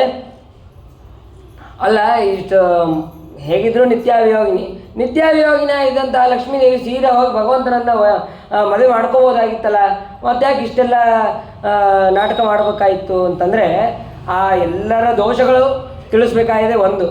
ಆಮೇಲೆ ದೈತ್ಯರು ಇವಳು ಸ್ತ್ರೀ ಅಂತಂದು ಅವಳನ್ನು ನೋಡಿ ಮೋಹಿಸ್ತಾರೆ. ಅದಕ್ಕಾಗಿ ಈ ರೀತಿಯಾಗಿ ನಟನೆ ಮಾಡಿದ್ದು. ಅನಾದ್ಯನಂತ ಕಾಲೇಪಿ ವಿಷ್ಣುಮೇವ ಶ್ರಿತಾಶ್ರಮ ಅನ್ಯೇಷಾಂ ಜ್ಞಾಪನಾರ್ಥ ಏವ ದೋಷಾನುಕ್ತೇವ ಇದರಾಂಜಹೋ. ಎಲ್ಲರಿಗೂ ತೋರಿಸ್ಬೇಕಾಗಿದೆ ಇವರಲ್ಲಿ ಇಷ್ಟು ದೋಷಗಳಿದೆ ಅಂತ ಅನ್ನೋದನ್ನು ತೋರಿಸ್ಬೇಕಾಗಿದೆ. ಅದಕ್ಕಾಗಿ ರಮಾದೇವಿ ಹಾಗೆ ನಟನೆಯನ್ನು ಮಾಡಿದ್ದಾಳೆ. ಆಮೇಲೆ ಆ ಅಜಿತರೂಪಿಯಾದಂತಹ ಪರಮಾತ್ಮನನ್ನು ಮದುವೆಯಾಗಿದ್ದಾಳೆ. ವರುಣ ನನ್ನ ಮಗಳನ್ನು ನಾನು ಕೊಡ್ತಾ ಇದ್ದೇನೆ ಅಂತ ಹೇಳಿ ಅವನು ತಿಳಿದು ಆ ಸಮುದ್ರ ರಾಜನಾದಂತಹ ವರುಣ ಅವನು ತಿಳಿದು ಕನ್ಯಾದಾನವನ್ನು ಮಾಡಿದ್ದಾನೆ. ಅದಾದ ಮೇಲೆ ಅಲ್ಲಿ ಭಗವಂತನ ವಿವಾಹ ಆಗಿದೆ. ಆದಮೇಲೆ ಧನ್ವಂತರಿ ನಾಮಕನಾದಂತಹ ಭಗವಂತ ಅವನು ಅಮೃತ ಕಲಶವನ್ನು ಧಾರಣೆ ಮಾಡಿ ಅಲ್ಲಿ ಬಂದಿದ್ದಾನೆ. ಅಮೃತ ಕಲಶವನ್ನು ಧಾರಣೆ ಮಾಡಿ ಬಂದ ತಕ್ಷಣ ಈ ದೈತ್ಯರೇನು ಮಾಡಿದ್ರು, ಅದನ್ನು ಅಪಹಾರ ಮಾಡಿದ್ರು. ಅವತಾರ ಮಾಡಿ ಇನ್ನೇನು ಕೈಯಲ್ಲಿ ಇಟ್ಕೊಂಡು ಎಲ್ಲರಿಗೂ ಕೊಡಬೇಕು ಅಂತಿದ್ದ, ಅಷ್ಟೊತ್ತಿಗೆ ಅದನ್ನು ಅಪಹಾರ ಮಾಡಿದ್ರು. ಅಪಹಾರ ಮಾಡಿದ ತಕ್ಷಣ ಅದನ್ನು ಭಗವಂತ ಅಲ್ಲಿ ಆ ಧನ್ವಂತರಿ ರೂಪದಿಂದ ಅದೃಶ್ಯನಾದ. ಸರಿ, ಹಾಗಾದರೆ ಏನು ಮಾಡಬೇಕು? ಅವರೆಲ್ಲರೂ ಕೂಡ ನನಗೆ ಸಿಗಲಿ ಅಂತೇಳಿ ಎಲ್ಲರೂ ಕೂಡ ಕಿತ್ತಾಡ್ತಾ ಇರ್ತಾರೆ. ಏನು ಭಗವಂತನಿಗೆ ಶಕ್ತಿ ಇರಲಿಲ್ವಾ? ಏನು ಒಂದು ಸಣ್ಣ ಕಲಶ ಇಟ್ಕೊಳ್ಳೋಕೆ ಅವನ ಕೈ ಶಕ್ತಿ ಇರಲಿಲ್ವಾ ಅಂತನ್ನುವಂಥ ಸಂದೇಹ ಬರ್ತದೆ. ಆದರೆ ಸಂದೇಹ ಭಗವಂತ ಬೇಕಂತಲೇ ಲೂಸಾಗಿ ಇಟ್ಕೊಂಡಿದ್ದಂತೆ. ಯಾಕೆ ಅಂತಂದರೆ ಆ ದೈತ್ಯರು ಬೇಕಂತ ಹೆಂಗೆ ಕಸ್ಕೊತಾರೆ. ಮೊದಲು ಮಾಡಿದಂಥ ನಿಯಮ ಯಾರು ಏನು ಜಗಳ ಆಡಬಾರ್ದು ಅಂತ ಅನ್ನೋದು ದೇವತೆಗಳಿಗೆ ಗೊತ್ತು. ಆದರೆ ದೈತ್ಯರು ಅವ್ರು ಮಾಡುವಂತಹ ಕಪಟ, ಮಾಡುವಂತಹ ದೋಷ ಅದೇನು ಅಂತ ಅನ್ನೋದು ಭಗವಂತ ತೋರಿಸ್ಬೇಕಾಗಿತ್ತು. ಅದಕ್ಕೆ ಭಗವಂತ ಬೇಕಂತಲೇ ಅದನ್ನು ಸಡಿಲವಾಗಿ ಇಟ್ಕೊಂಡಿದ್ದ ಅಂತ ಅನ್ನೋದನ್ನು ತಿಳಿಬೇಕು. ಅದಾದ ಮೇಲೆ ಅಲ್ಲಿ ಸುಂದರವಾದಂತಹ ಮೋಹಿನಿ ರೂಪವನ್ನು ಧಾರಣೆ ಮಾಡಿ ಅಲ್ಲಿ ಭಗವಂತ ಬಂದಿದ್ದಾನೆ. ಆ ಭಗವಂತ ಮೋಹಿನಿ ರೂಪವನ್ನು ಧಾರಣೆ ಮಾಡಿ ಬಂದರೆ ಎಲ್ಲರೂ ಮೋಹಗೊಂಡಿದ್ದಾರೆ. ಹೇಳಿ ಕೇಳಿ ಭಗವಂತನ ಮಾಯೆ. ತೇನ ವಿನಾ ತೃಣೋಪಿ ಚಲತಿ ಮುಖ್ಯಂತಿಯಂ ಸೂರ್ಯ. ಆ ಭಗವಂತನ ಅನುಗ್ರಹ ಇಲ್ಲದೆ ಎಲ್ಲ ದೇವತೆಗಳೇ ಮೋಹ ಹೋಗ್ತಾರೆ ಅಂತಂದಮೇಲೆ ಆ ಭಗವಂತನ ಅನುಗ್ರಹ ಇರುವಂತಹ ಈ ದೈತ್ಯರು ಅವರು ಮೋಹಗೊಳ್ಳೋದ್ರಲ್ಲಿ ಏನು ಆಶ್ಚರ್ಯ ಇಲ್ಲ. ಅಂತಹ ಭಗವಂತನ ಸ್ಫುರದ್ರೂಪಿಯಾದಂತಹ ಮೋಹಿನಿ ರೂಪ ಅಲ್ಲಿ ತೊಗೊಂಡು ಬಂದಿದ್ದಾನೆ. ತಗೊಂಡು ಬಂದ ತಕ್ಷಣ ಆ ದೈತ್ಯರೆಲ್ಲರೂ ಕೂಡ ಸೇರಿ ಆ ಮೋಹಿನಿ ರೂಪಿ ಹತ್ರ ಹೋಗಿ ಈ ಕಲಶವನ್ನು ನೀನೇ ತಗೊಂಡು ಎಲ್ಲರಿಗೂ ನೀನೇ ಸಮಾನವಾಗಿ ಹಂಚು. ಇಲ್ಲಪ್ಪ, ನನ್ನ ಮೇಲೆ ವಿಶ್ವಾಸ ಮಾಡಬೇಡ್ರಿ, ನಾನು ಬಹಳ ಮೋಸ ಮಾಡ್ತೀನಿ ಅಂತ ಹೇಳಿದರೆ ಆ ಭಗವಂತ ಹೇಳಿದ್ರೆ ಏನೂ ಕೇಳೋದಿಲ್ಲ. ಕೇಳದೇನೆ ಆ ಭಗವಂತನ ಕೈಯಲ್ಲಿ ಕೊಡ್ತಾರೆ. ಕೊಟ್ಟ ಮೇಲೆ ಹಾಗಾದರೆ ಸರಿ, ನಾನೇ ಬಡಿಸ್ಬೇಕೋದಿಲ್ಲ, ನಾನು ಬಡಿಸ್ತೀನಿ. ಬಡಿಸ್ಬೇಕು ಅಂತಂದರೆ ಮೊದಲು ಹೋಗಿ ಎಲ್ಲರೂ ಸ್ನಾನ ಮಾಡ್ಕೊಂಬರ್ರಿ, ಶುದ್ಧವಾಗಿ ಧಾವಳಿಯನ್ನು ಉಟ್ಕೊಂಡು ಎಲ್ಲರೂ ಬೇರೆ ಬೇರೆ ಸ್ಥಳದಲ್ಲಿ, ಈ ಕಡೆ ದೈತ್ಯರು ಈ ಕಡೆ ದೇವತೆಗಳು ಹೀಗೆಲ್ಲ ಪ್ರತ್ಯೇಕ ಕೂಡ್ರಿ ಅಂತ ಹೇಳಿ ಭಗವಂತ ಆಜ್ಞೆ ಮಾಡ್ತಾರೆ. ಅಲ್ಲಿ ಕೂಡಬೇಕಾದ್ರೆ ಏನೋ ಸ್ನಾನ ಮಾಡಿ ಸುಮ್ಮನೆ ಬಂದು ಕೂಡಲಿಲ್ಲ. ಅಮೃತವನ್ನು ಸ್ವೀಕಾರ ಮಾಡಬೇಕಾದ್ರೆ ದೇವತೆಗಳು ಎಲ್ಲರೂ ಕೂಡ ಸ್ನಾನವನ್ನು ಮಾಡಿ ಶುದ್ಧವಾಗಿ ಪವಿತ್ರವನ್ನು ಧಾರಣೆ ಮಾಡಿ ದರ್ಭೆಯನ್ನು ಹಾಕಿಕೊಂಡು ಅವರೆಲ್ಲರೂ ಕೂಡ ದರ್ಭಾಸನದ ಮೇಲೆ ಅವರು ಕೂಡ್ತಾರೆ. ಕೂತಾಗ ಭಗವಂತ ಎರಡು ಸಾಲು ಮಾಡಿದ್ರು. ಈ ಕಡೆ ಒಂದು ಕಡೆ ದೈತ್ಯರು, ಒಂದು ಕಡೆ ದೇವತೆಗಳು. ಇಷ್ಟಾದ ಮೇಲೆ ಆ ಭಗವಂತ ಏನು ಮಾಡ್ದ ಅಂತಂದರೆ ಶಬ್ದ ಮಾತ್ರ ಈ ಕಡೆ, ಗೆಜ್ಜೆ ಶಬ್ದ ಈ ಕಡೆ. ಆದರೆ ದೇವತೆಗಳಿಗೆ ಅದನ್ನು ಆ ಅಮೃತವನ್ನು ಹಂಚಿದ್ದಾನೆ. ಹಂಚಿದಾಗ ಆ ದೈತ್ಯರು ನಮಗೆ ಬರ್ತಾ ಇದೆ ಅಂತಂದು ಎಲ್ಲರೂ ಕೂಡ ಖುಷಿಯಿಂದನೇ ಅದರ ಶಬ್ದವನ್ನು ಕೇಳ್ತಾ ಇದ್ದಾರೆ ಹೊರತು ಯಾರೂ ಕೂಡ ಕಣ್ಣು ತೆರೆದಿಲ್ಲ. ಭಗವಂತ ಮೊದಲೇ ಹೇಳ್ತಾನೆ, ಕಣ್ಣು ಮುಚ್ಚಿರಿ, ಯಾಕೆಂದರೆ ನನಗೆ ಕೊಡಬೇಕಾದ್ರೆ ನಾಚಿಕೆ ಆಗುತ್ತೆ ಅಂಥೇಳಿ ಕಣ್ಣು ಮುಚ್ಚಿಸುತ್ತಾನೆ ಆ ಭಗವಂತ. ಆಮೇಲೆ ಇದನ್ನು ಗೊತ್ತಾದಂಥ ಒಬ್ಬ ದೇವತೆ, ಆ ದೈತ್ಯ ಅವನೇನು ಮಾಡ್ತಾನೆ, ದೇವತೆಗಳ ಸಾಲಲ್ಲಿ ಬಂದು ಕೂಡ್ತಾನೆ. ಸಾಲಲ್ಲಿ ಬಂದು ಕೂಡ್ತಾನೆ. ಕೂತ ತಕ್ಷಣ ಎಲ್ಲ ದೇವತೆಗಳಿಗೆ ಮುಗಿದಿರ್ತದೆ. ಕೊನೆಗೆ ಸೂರ್ಯ ಚಂದ್ರ ಅವರಿಬ್ಬರಿಗೂ ಕೂತಿರ್ತಾರೆ. ಅವರಿಗೂ ಹಾಕ್ತಾನೆ ಭಗವಂತ. ಹಾಕಿ ಇನ್ನೊಂದು ಕೈ ಕೊನೆಗೆ ಯಾರು ದೈತ್ಯ ಕೂತಿರ್ತಾನೆ ಅವ್ರ ಕೈಯಲ್ಲೂ ಹಾಕ್ತಾನೆ. ಹಾಕಿದ ಮೇಲೆ ಅವಾಗ ಸೂರ್ಯಚಂದ್ರ ತೋರಿಸ್ತಾನೆ, ಅವನು ದೇವತೆ ಅಲ್ಲ ದೈತ್ಯ. ಹಾಗಾದರೆ ಭಗವಂತನಿಗೆ ಗೊತ್ತಿರಲಿಲ್ವಾ ಅವನು ದೈತ್ಯ ಅಂತ ಅನ್ನೋದು? ಗೊತ್ತಿತ್ತು, ಯಾಕಂದರೆ ಸರ್ವಜ್ಞ ಅವನು. ಆದರೂ ಕೂಡ ಈ ಸೂರ್ಯಚಂದ್ರರು ತೋರಿಸೋದ್ರಿಂದ ಅವರಿಗೊಂದು ಮುಂದೆ ಕಳಂಕ ಅಂತ ಅನ್ನೋದು ಬರುತ್ತೆ. ಅದಕ್ಕಾಗಿ ಭಗವಂತ ನಟನೆ ಮಾಡ್ದ. ಇಲ್ಲದೇ ಇದ್ದರೆ ಗೊತ್ತಾದ ತಕ್ಷಣ ಅವನು ಕೊಲ್ಬೋದಾಯಿತು. ಆಮೇಲೆ ಆ ಸೂರ್ಯಚಂದ್ರ ಹೇಳಿದ ತಕ್ಷಣ ಭಗವಂತ ಮೋಹಿನಿ ರೂಪದಿಂದ ಪುರುಷ ರೂಪವನ್ನು ತಗೊಂಡು ಆ ದೈತ್ಯನನ್ನು ಸಂಹಾರ ಮಾಡಿದ ತಕ್ಷಣ ರುಂಡ ಒಂದು ಕಡೆ ಮುಂಡ ಒಂದು ಕಡೆ ಆಯಿತು. ಆ ರುಂಡ ಹೋಗಿ ಸೀದಾ ಗರ್ಭೋದಕಕ್ಕೆ ಹೋಗಿ ಬೀಳತ್ತೆ. ಆ ವಿಷ ಅದು ಅಮೃತ ಸ್ವಲ್ಪ ಅದರಲ್ಲಿ ಹೋಗಿದ್ದರಿಂದ ಅದಕ್ಕೆ 2 ಭಾಗವನ್ನು ಮಾಡಿ, ಒಬ್ಬ ರಾಹು ಒಂದು ಕೇತು ಅಂತನ್ನುವಂತಹ 2 ವಿಭಾಗವನ್ನು ಮಾಡ್ತಾರೆ. ಮಾಡಿದ ಮೇಲೆ ಇವರು ಸೂರ್ಯಚಂದ್ರನ ಮೇಲೆ ಬಹಳ ಸಿಟ್ಟಿನಿಂದ ಇವರೇ ನಮಗೆ ತೋರಿಸಿದವರು ಅಂತ ತಿಳಿಸಿ ಅವಾಗ ಗ್ರಹಣ ಇತ್ಯಾದಿಗಳು ಅವ್ರ ಮೇಲೆ ಬರ್ತಾ ಇರುತ್ತೆ. ಯಾವಾಗ ಭಗವಂತನ ಚಕ್ರ ಬರುತ್ತೋ ಆವಾಗ ಆ ಗ್ರಹಣದ ಮೋಚನೆಯೂ ಕೂಡ ಆಗತ್ತೆ ಅಂತ ಅನ್ನೋದನ್ನು ಅಲ್ಲಿ ತಿಳಿಸ್ತಾರೆ. ಮತ್ತೆ ದೈತ್ಯರೆಲ್ಲರೂ ನಮಗೆ ಮೋಸ ಆಯಿತು ಅಂತೇಳಿ ಯುದ್ಧವನ್ನು ಮಾಡೋದಕ್ಕೆ ಪ್ರಾರಂಭ ಮಾಡ್ತಾರೆ. ಪ್ರಾರಂಭ ಮಾಡಿದ ಮೇಲೆ ಆವಾಗ ಘೋರವಾದಂತಹ ಯುದ್ಧ ಪ್ರಾರಂಭ ಆಗುತ್ತೆ. ಎಲ್ಲ ದೇವತೆಗಳು ದೈತ್ಯರು ಇವ್ರಿಗಂತೂ ಅಮೃತ ಸಿಕ್ಕಾದ ಮೇಲೆ ಇಂದ್ರ ಎಲ್ಲರನ್ನೂ ವಜ್ರಾಯುಧದಿಂದ ಸಂಹಾರ ಮಾಡ್ತಾ ಹೋಗ್ತಾನೆ. ಆದರೆ ಆ ನಮೂಚಿಯನ್ನು ಒಂದು 10 ಸತಿ ಹಿಂಗೆ ಖಡ್ಗದಿಂದ ಇದನ್ನು ಮಾಡ್ತಾನೆ, ವಜ್ರಾಯುಧದಿಂದ ಮಾಡ್ತಾನೆ. ಏನು ಮಾಡಿದ್ರೆ ಅವ್ನು ಸಂಹಾರ ಆಗೋದಿಲ್ಲ. ಅವಾಗ ಮತ್ತೆ ಆಕಾಶವಾಣಿ ಆಗುತ್ತೆ, ಅವನು ಹೀಗೆಲ್ಲ ಸಾಯೋದಿಲ್ಲ, ಅವನು ನಿನ್ನ ವಜ್ರಾಯುಧ 10 ಸತಿ ಬೀಸಿದ್ರೂ ಉಪಯೋಗ ಇಲ್ಲ. ಅವನಿಗೆ ಯಾವ ರೀತಿ ಮಾಡಬೇಕು ಅಂತಂದರೆ ಬುರುಗಿನಿಂದ ಹಸಿನೂ ಇರಬಾರ್ದು ಒಣನೂ ಇರಬಾರ್ದು, ಅಂತಹ ಇದರಿಂದ ಅವನಿನ್ನು ಸಂಹಾರ ಮಾಡಬೇಕು. ಆಯಿತು ಸರಿ ಅಂತ ಹೇಳಿ ಅಲ್ಲೇ ಹೇಗಿದ್ರು ಕ್ಷೀರಸಾಗರ, ಅದರಲ್ಲಿ ಬುರುಗು ಇದ್ದೇ ಇರ್ತದೆ ಅಂತ ಹೇಳಿ ಆ ಬುರುಗು ತಗೊಂಡು ಆ ನಮೂಚಿಯನ್ನು ಸಂಹಾರ ಮಾಡಿದ್ದಾರೆ. ಬಲಚಕ್ರವರ್ತಿಯನ್ನು ಕೆಳಗೆ ಬೀಳಿಸಿದ ತಕ್ಷಣ ಎಲ್ಲ ದೈತ್ಯರು ಇನ್ನೂ ಸಿಟ್ಟಿಗೆ ಬಂದಿದ್ದಾರೆ. ತಮ್ಮ ರಾಜ ಬಲಿಚಕ್ರವರ್ತಿಯನ್ನು ಕೆಳಗೆ ಬೀಳಿದ ತಕ್ಷಣ ಎಲ್ಲ ದೈತ್ಯರು ಮತ್ತೆ ಯುದ್ಧಕ್ಕೆ ಬಂದಿದ್ದಾರೆ. ಅದಾದ ಮೇಲೆ ಬ್ರಹ್ಮದೇವರು ನಾರದರಿಗೆ ಹೇಳ್ತಾರೆ, ನೋಡಪ್ಪ ಹೇಗಾದರೂ ಮಾಡಿ ಯುದ್ಧವನ್ನು ನಿಲ್ಲಿಸು ಅಂತ ಆ ನಾರದರಿಗೆ ಹೇಳ್ತಾರೆ ಬ್ರಹ್ಮದೇವರು. ಹೇಳಿದಾಗ ಅವಾಗ ನಾರದರು ಬಂದು ಹೇಳ್ತಾರೆ, ಅಮೃತ ಸಿಕ್ಕಾಗಿದೆ, ನಿಮಗೆ ಅಮೃತ ಬೇಕಾಗಿತ್ತು, ಅಮೃತ ಸಿಕ್ಕಾಗಿದೆ, ಮತ್ತು ಅಷ್ಟೇ ಅಲ್ಲ ನಿಮಗೆ ರಾಜ್ಯ ಬೇಕಾಗಿತ್ತು, ಆ ರಾಜ್ಯವೂ ಕೂಡ ಸಿಕ್ಕಾಗಿದೆ. ಹಾಗಾಗಿ ಇನ್ನು ಯುದ್ಧ ಬೇಡ, ಯುದ್ಧವನ್ನು ನಿಲ್ಲಿಸ್ರಿ ಅಂತ ಇಷ್ಟು ಹೇಳ್ತಾರೆ. ಇಷ್ಟು ಹೇಳಿದ ಮೇಲೆ ಆವಾಗ ಎಲ್ಲ ದೇವತೆಗಳು ಕೂಡ ಯುದ್ಧವನ್ನು ನಿಲ್ಲಿಸಿ ತಮ್ಮ ತಮ್ಮ ಸ್ಥಾನಕ್ಕೆ ಅಂತ ಹೋಗ್ತಾರೆ. ಈ ಕಡೆ ದೈತ್ಯರೆಲ್ಲರೂ ಕೂಡ ಯುದ್ಧದಲ್ಲಿ ಸತ್ತಂತಹ ಎಲ್ಲ ದೈತ್ಯರು ಒಬ್ಬೊಬ್ಬರು ಸಾಯ್ತಾ ಹೋಗಿರ್ತಾರೆ. ಎಲ್ಲರನ್ನೂ ಕೂಡ ಶುಕ್ರಾಚಾರ್ಯರು ಮತ್ತು ಸಂಜೀವಿನಿ ವಿದ್ಯೆಯಿಂದ ಅವರು ಬದುಕಿಸ್ತಾರೆ. ಈ ಬಲಿಚಕ್ರವರ್ತಿಗೂ ಕೂಡ ಆ ಸಂಜೀವಿನಿ ವಿದ್ಯೆಯಿಂದ ಅವನನ್ನು ಆರಾಮಾಗಿ ಮಾಡ್ತಾರೆ. ಅವನ್ನ ಇಷ್ಟು ಮಾಡಿದ ಮೇಲೆ ಅವರು ಮತ್ತೆ ವಿಚಾರವನ್ನು ಮಾಡ್ತಾ ಇರ್ತಾರೆ, ಯಾವಾಗ ಆ ದೇವತೆಗಳನ್ನು ನಾವು ಹೊಡಿಬೇಕು ಅಂತಂದು. ಇಷ್ಟಾದ ಮೇಲೆ ಸಮುದ್ರ ಮಂಥನವನ್ನು ತಿಳಿಸಿದ ಮೇಲೆ ಈ ಸಮುದ್ರ ಮಂಥನವನ್ನು ಯಾರು ಕೇಳ್ತಾರೋ ಯಾರು ಹೇಳ್ತಾರೋ ಅವರಿಗೆ ಎಲ್ಲ ರೀತಿಯಾದಂತಹ ಕಾರ್ಯಗಳು ಸಿದ್ಧಿಯಾಗತ್ತೆ. ಅದಾದ ಮೇಲೆ ಮತ್ತೆ ಅನೇಕ ವಿಧವಾದಂತಹ ಮನ್ವಂತರಗಳನ್ನು ಅಲ್ಲಿ ಹೇಳ್ತಾರೆ. ವೈವಸ್ವತ ಮನ್ವಂತರು, ಆ ವೈವಸ್ವತ ಮನ್ವಂತರದಲ್ಲಿ ಕಶ್ಯಪ, ಅತ್ರಿ, ವಸಿಷ್ಠ, ವಿಶ್ವಾಮಿತ್ರ, ಗೌತಮ, ಜಮದಗ್ನಿ, ಆಮೇಲೆ ಭರದ್ವಾಜ, ಇವರೇ ಅಲ್ಲಿ ಸಪ್ತ ಋಷಿಗಳು. ಪುರಂದರ ಅವನೇ ಇಂದ್ರ, ಆಮೇಲೆ ಇಕ್ಷ್ವಾಕು ಮೊದಲಾದಂತಹ ರಾಜರು ಮನುವಿನ ಪುತ್ರರು. ಆಮೇಲೆ ವಸು ಅಷ್ಟವಸುಗಳೇ ಅಲ್ಲಿ ದೇವತೆಗಳು, ಮತ್ತು ಬೇರೆ ಬೇರೆ ದೇವತೆಗಳು ಕೂಡ ಇದ್ದಾರೆ. ಆಮೇಲೆ ಋಷಿಗಳು ಕಶ್ಯಪ, ಅತ್ರಿ, ವಸಿಷ್ಠ. ಆಮೇಲೆ ಅಲ್ಲಿ ಭಗವಂತನ ಅವತಾರ ಯಾವುದು ಅಂತಂದರೆ ವಾಮನ, ಮತ್ತು ಸಾವರ್ಣಿ ಮನ್ವಂತರ. ಈ ವಾಮನ ರೂಪಿಯಾದಂತಹ ಪರಮಾತ್ಮ ಅವನು ಬಲಚಕ್ರವರ್ತಿಗೆ ಅವನ ಹತ್ರ ಇರುವಂತಹ ಸ್ಥಾನವನ್ನು ಕಸಿದುಕೊಂಡು ಇಂದ್ರನಿಗೆ ಕೊಡ್ತಾನೆ ಅಂತ ಅನ್ನೋದನ್ನು ಹೇಳ್ತಾರೆ. ಅದಾದ ಮೇಲೆ ಸಾವರ್ಣಿ ಮನ್ವಂತರ, ಅಲ್ಲಿ ಆ ಸಾವರ್ಣಿ ಮನ್ವಂತರದಲ್ಲಿ ಬಲಿ ಅಂತನವನೇ ಇಂದ್ರ ಆಗ್ತಾನೆ.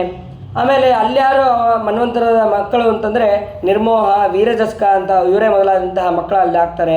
ಆಮೇಲೆ ದೇವತೆಗಳು ಸುತಪ, ವಿರಜ. ಆಮೇಲೆ ಋಷಿಗಳು ಗಾಲವ, ದೀಪ್ತಿವಂತ, ಇವರೇ ಮೊದಲಾದಂತಹ ಋಷಿಗಳೆಲ್ಲ ಆಗ್ತಾರೆ.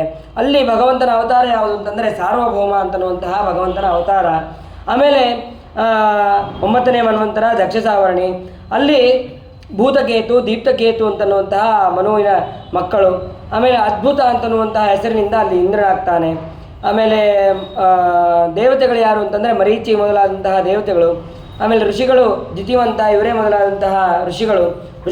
ಋಷಭ ಅಂತನ್ನುವನು ಅಲ್ಲಿ ಭಗವಂತ ಅವತಾರ ಮಾಡ್ತಾನೆ. ಆಮೇಲೆ 10ನೇದು ಬ್ರಹ್ಮಸಾವರ್ಣಿ, ಅಲ್ಲಿ ಭೂರಿಷೇಣ ಹವಿಷ್ಮಂತ ಅಂತನ್ನುವಂತಹ ಮಕ್ಕಳು. ಶಂಭು ನಾಮಕನಾಗಿ ಇಂದ್ರ ಇರ್ತಾನೆ. ಆಮೇಲೆ ಸುಧಾಮ ಅಂತನ್ನುವಂತಹ ದೇವತೆ, ಹವಿಷ್ಮಂತ, ಸುಕೃತ, ಸತ್ಯ, ಜಯ, ಮೂರ್ತಿ ಇವರೇ ಮೊದಲಾದಂತಹ ಅಲ್ಲಿ ಋಷಿಗಳು. ಶ್ರೀಮೂರ್ತಿ ಅಂತನ್ನುವಂತಹ ಭಗವಂತನ ಅವತಾರ.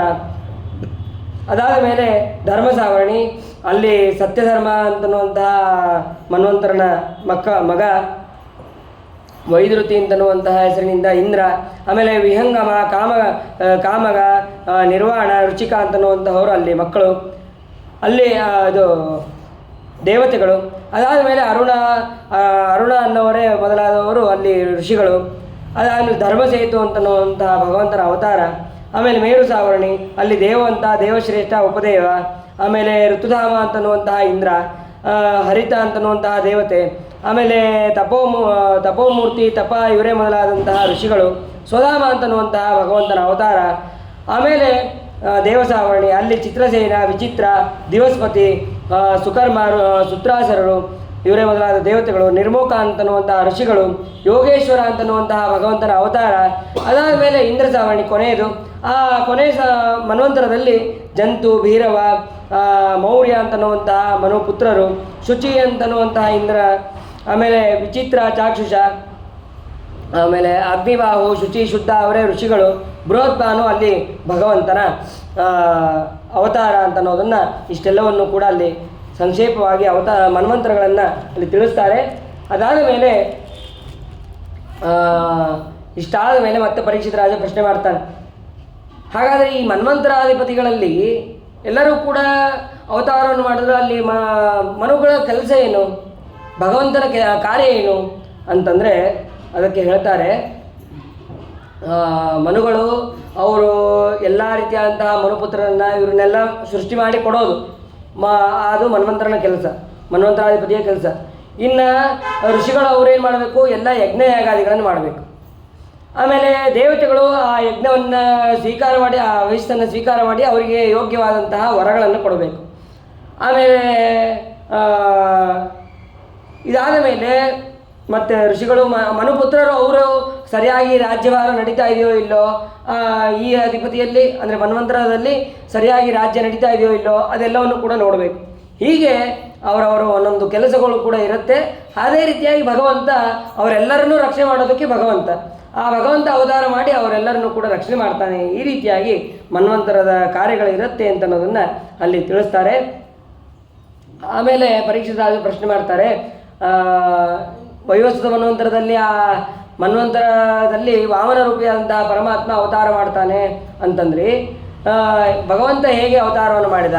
ಅವತಾರವನ್ನು ಮಾಡೋದಷ್ಟೇ ಅಲ್ಲ, ಅಲ್ಲಿ ಬಲಿಯ ಹತ್ರ ಹೋಗಿ ಹೇಗೆ ದಾನವನ್ನು ಬೇಡಿದ ಅದೆಲ್ಲವನ್ನು ಕೂಡ ವಿಸ್ತಾರವಾಗಿ ಹೇಳ್ರಿ ಅಂತ ಹೇಳಿದಾಗ ಆವಾಗ ಹೇಳ್ತಾರೆ, ಈ ಬಲಿಚಕ್ರವರ್ತಿ ಮತ್ತು ನಮೂಚಿ ಇವರೆಲ್ಲರೂ ಕೂಡ ದೈತ್ಯರೆಲ್ಲರೂ ಕೂಡ ಶುಕ್ರಾಚಾರ್ಯರ ಅನುಗ್ರಹದಿಂದ ಪೂರ್ಣ ಗುರುಗಳ ಅನುಗ್ರಹವನ್ನು ಪಡೆದು, ಅಂದರೆ ಅವ್ರ ಗುರುಗಳ ದೈತ್ಯ ಗುರುಗಳ ಶುಕ್ರಾಚಾರ್ಯರ ಅನುಗ್ರಹವನ್ನು ಪಡೆದು ಬಹಳ ಬಲಿಷ್ಠರಾಗಿರ್ತಾರೆ. ಆ ಬಲಿಷ್ಠರಾದ ಅಷ್ಟೇ ಅಲ್ಲ, ಈ ಬಲಿಚಕ್ರವರ್ತಿಯ ಹತ್ರ ಅನೇಕ ಯಜ್ಞಯಾಗಾದಿಗಳನ್ನು ಮಾಡಿಸ್ತಾರೆ. ಯಜ್ಞಯಾಗಾದಿಗಳನ್ನು ಮಾಡಿಸಿ ಅವನ ಕಡೆ ವಿಶ್ವಜಿತ್ತನಂತಹ ಯಾಗ, ಆ ಯಾಗವನ್ನು ಕೂಡ ಅವನ ಕಡೆ ಮಾಡಿಸ್ತಾರೆ. ಮಾಡಿಸಿದ ಮೇಲೆ ಅವಾಗ ದೇವತೆಗಳ ಲೋಕಕ್ಕೆ ಹೋಗಿದ್ದಾನೆ. ಅಲ್ಲ, ಆವಾಗ ಇಂದ್ರ ಮೊದಲಾದಂತಹ ದೇವತೆಗಳು ಬೃಹಸ್ಪತ್ಯಾಚಾರ್ಯಕ್ಕೆ ಕೇಳ್ತಾರೆ, ಬಲಿಚಕ್ರವರ್ತಿ ಇಷ್ಟು ಪ್ರಬಲನಾಗಿ ಬರ್ತಾ ಇದ್ದಾನಲ್ಲ, ಏನು ಕಾರಣ? ಏನು ಕಾರಣ ಇಲ್ಲ, ಗುರುಗಳ ಅನುಗ್ರಹ ಪೂರ್ಣವಾಗಿ ಈಗ ಅವನಿಗಿದೆ. ಆ ಗುರುಗಳ ಅನುಗ್ರಹ ಅವನಿಗೆ ಇರೋದಕ್ಕೆ ಅವನನ್ನು ನಾವು ಅವನ್ನೆದುರು ಯಾರೂ ನಿಲ್ಲೋಕ್ಕೆ ಸಾಧ್ಯ ಇಲ್ಲ ಈಗ. ಹಾಗಾಗಿ ಯಾರೂ ಕೂಡ ಇಲ್ಲಿರೋದು ಬೇಡ ಅಂತ ಹೇಳಿ ಎಲ್ಲರೂ ಕೂಡ ಅಲ್ಲಿಂದ ಹೊರಟು ಬಿಡ್ತಾರೆ. ನೋಡ್ರಿ, ಗುರುಗಳ ಶಕ್ತಿ, ಆ ಗುರುಗಳ ಅನುಗ್ರಹ ಅಂತನ್ನೋದು ದೇವತೆಗಳು ದೈತ್ಯರು ಅಂತನ್ನೋದು ಸೆಕೆಂಡು, ಆದರೆ ಗುರುಗಳ ಅನುಗ್ರಹ ಅಂತನ್ನೋದು ಎಷ್ಟು ಮುಖ್ಯ ಅಂತಂದರೆ, ಆ ದೈತ್ಯರಿಗೂ ಗುರುಗಳ ಅನುಗ್ರಹ ಇತ್ತು ಅಂತಂದರೆ ದೇವತೆಗಳಿಗೂ ಕೂಡ ಏನು ಮಾಡೋಕ್ಕಾಗೋದಿಲ್ಲ. ಅಷ್ಟು ಗುರುಗಳ ಅನುಗ್ರಹ ಅಂತನ್ನೋದು ಬಹಳ ಮುಖ್ಯ. ಬೃಹಸ್ಪತ್ಯಾಚಾರ್ಯರು ಇಷ್ಟೇ ಹೇಳೋದಿಲ್ಲ, ಮುಂದೆ ಅವನಿಗೆ ಇದೇ ಶುಕ್ರಾಚಾರ್ಯರೇ ಒಂದ್ಸತಿ ಅವನಿಗೆ ತಿರಸ್ಕಾರ ಮಾಡ್ತಾರೆ.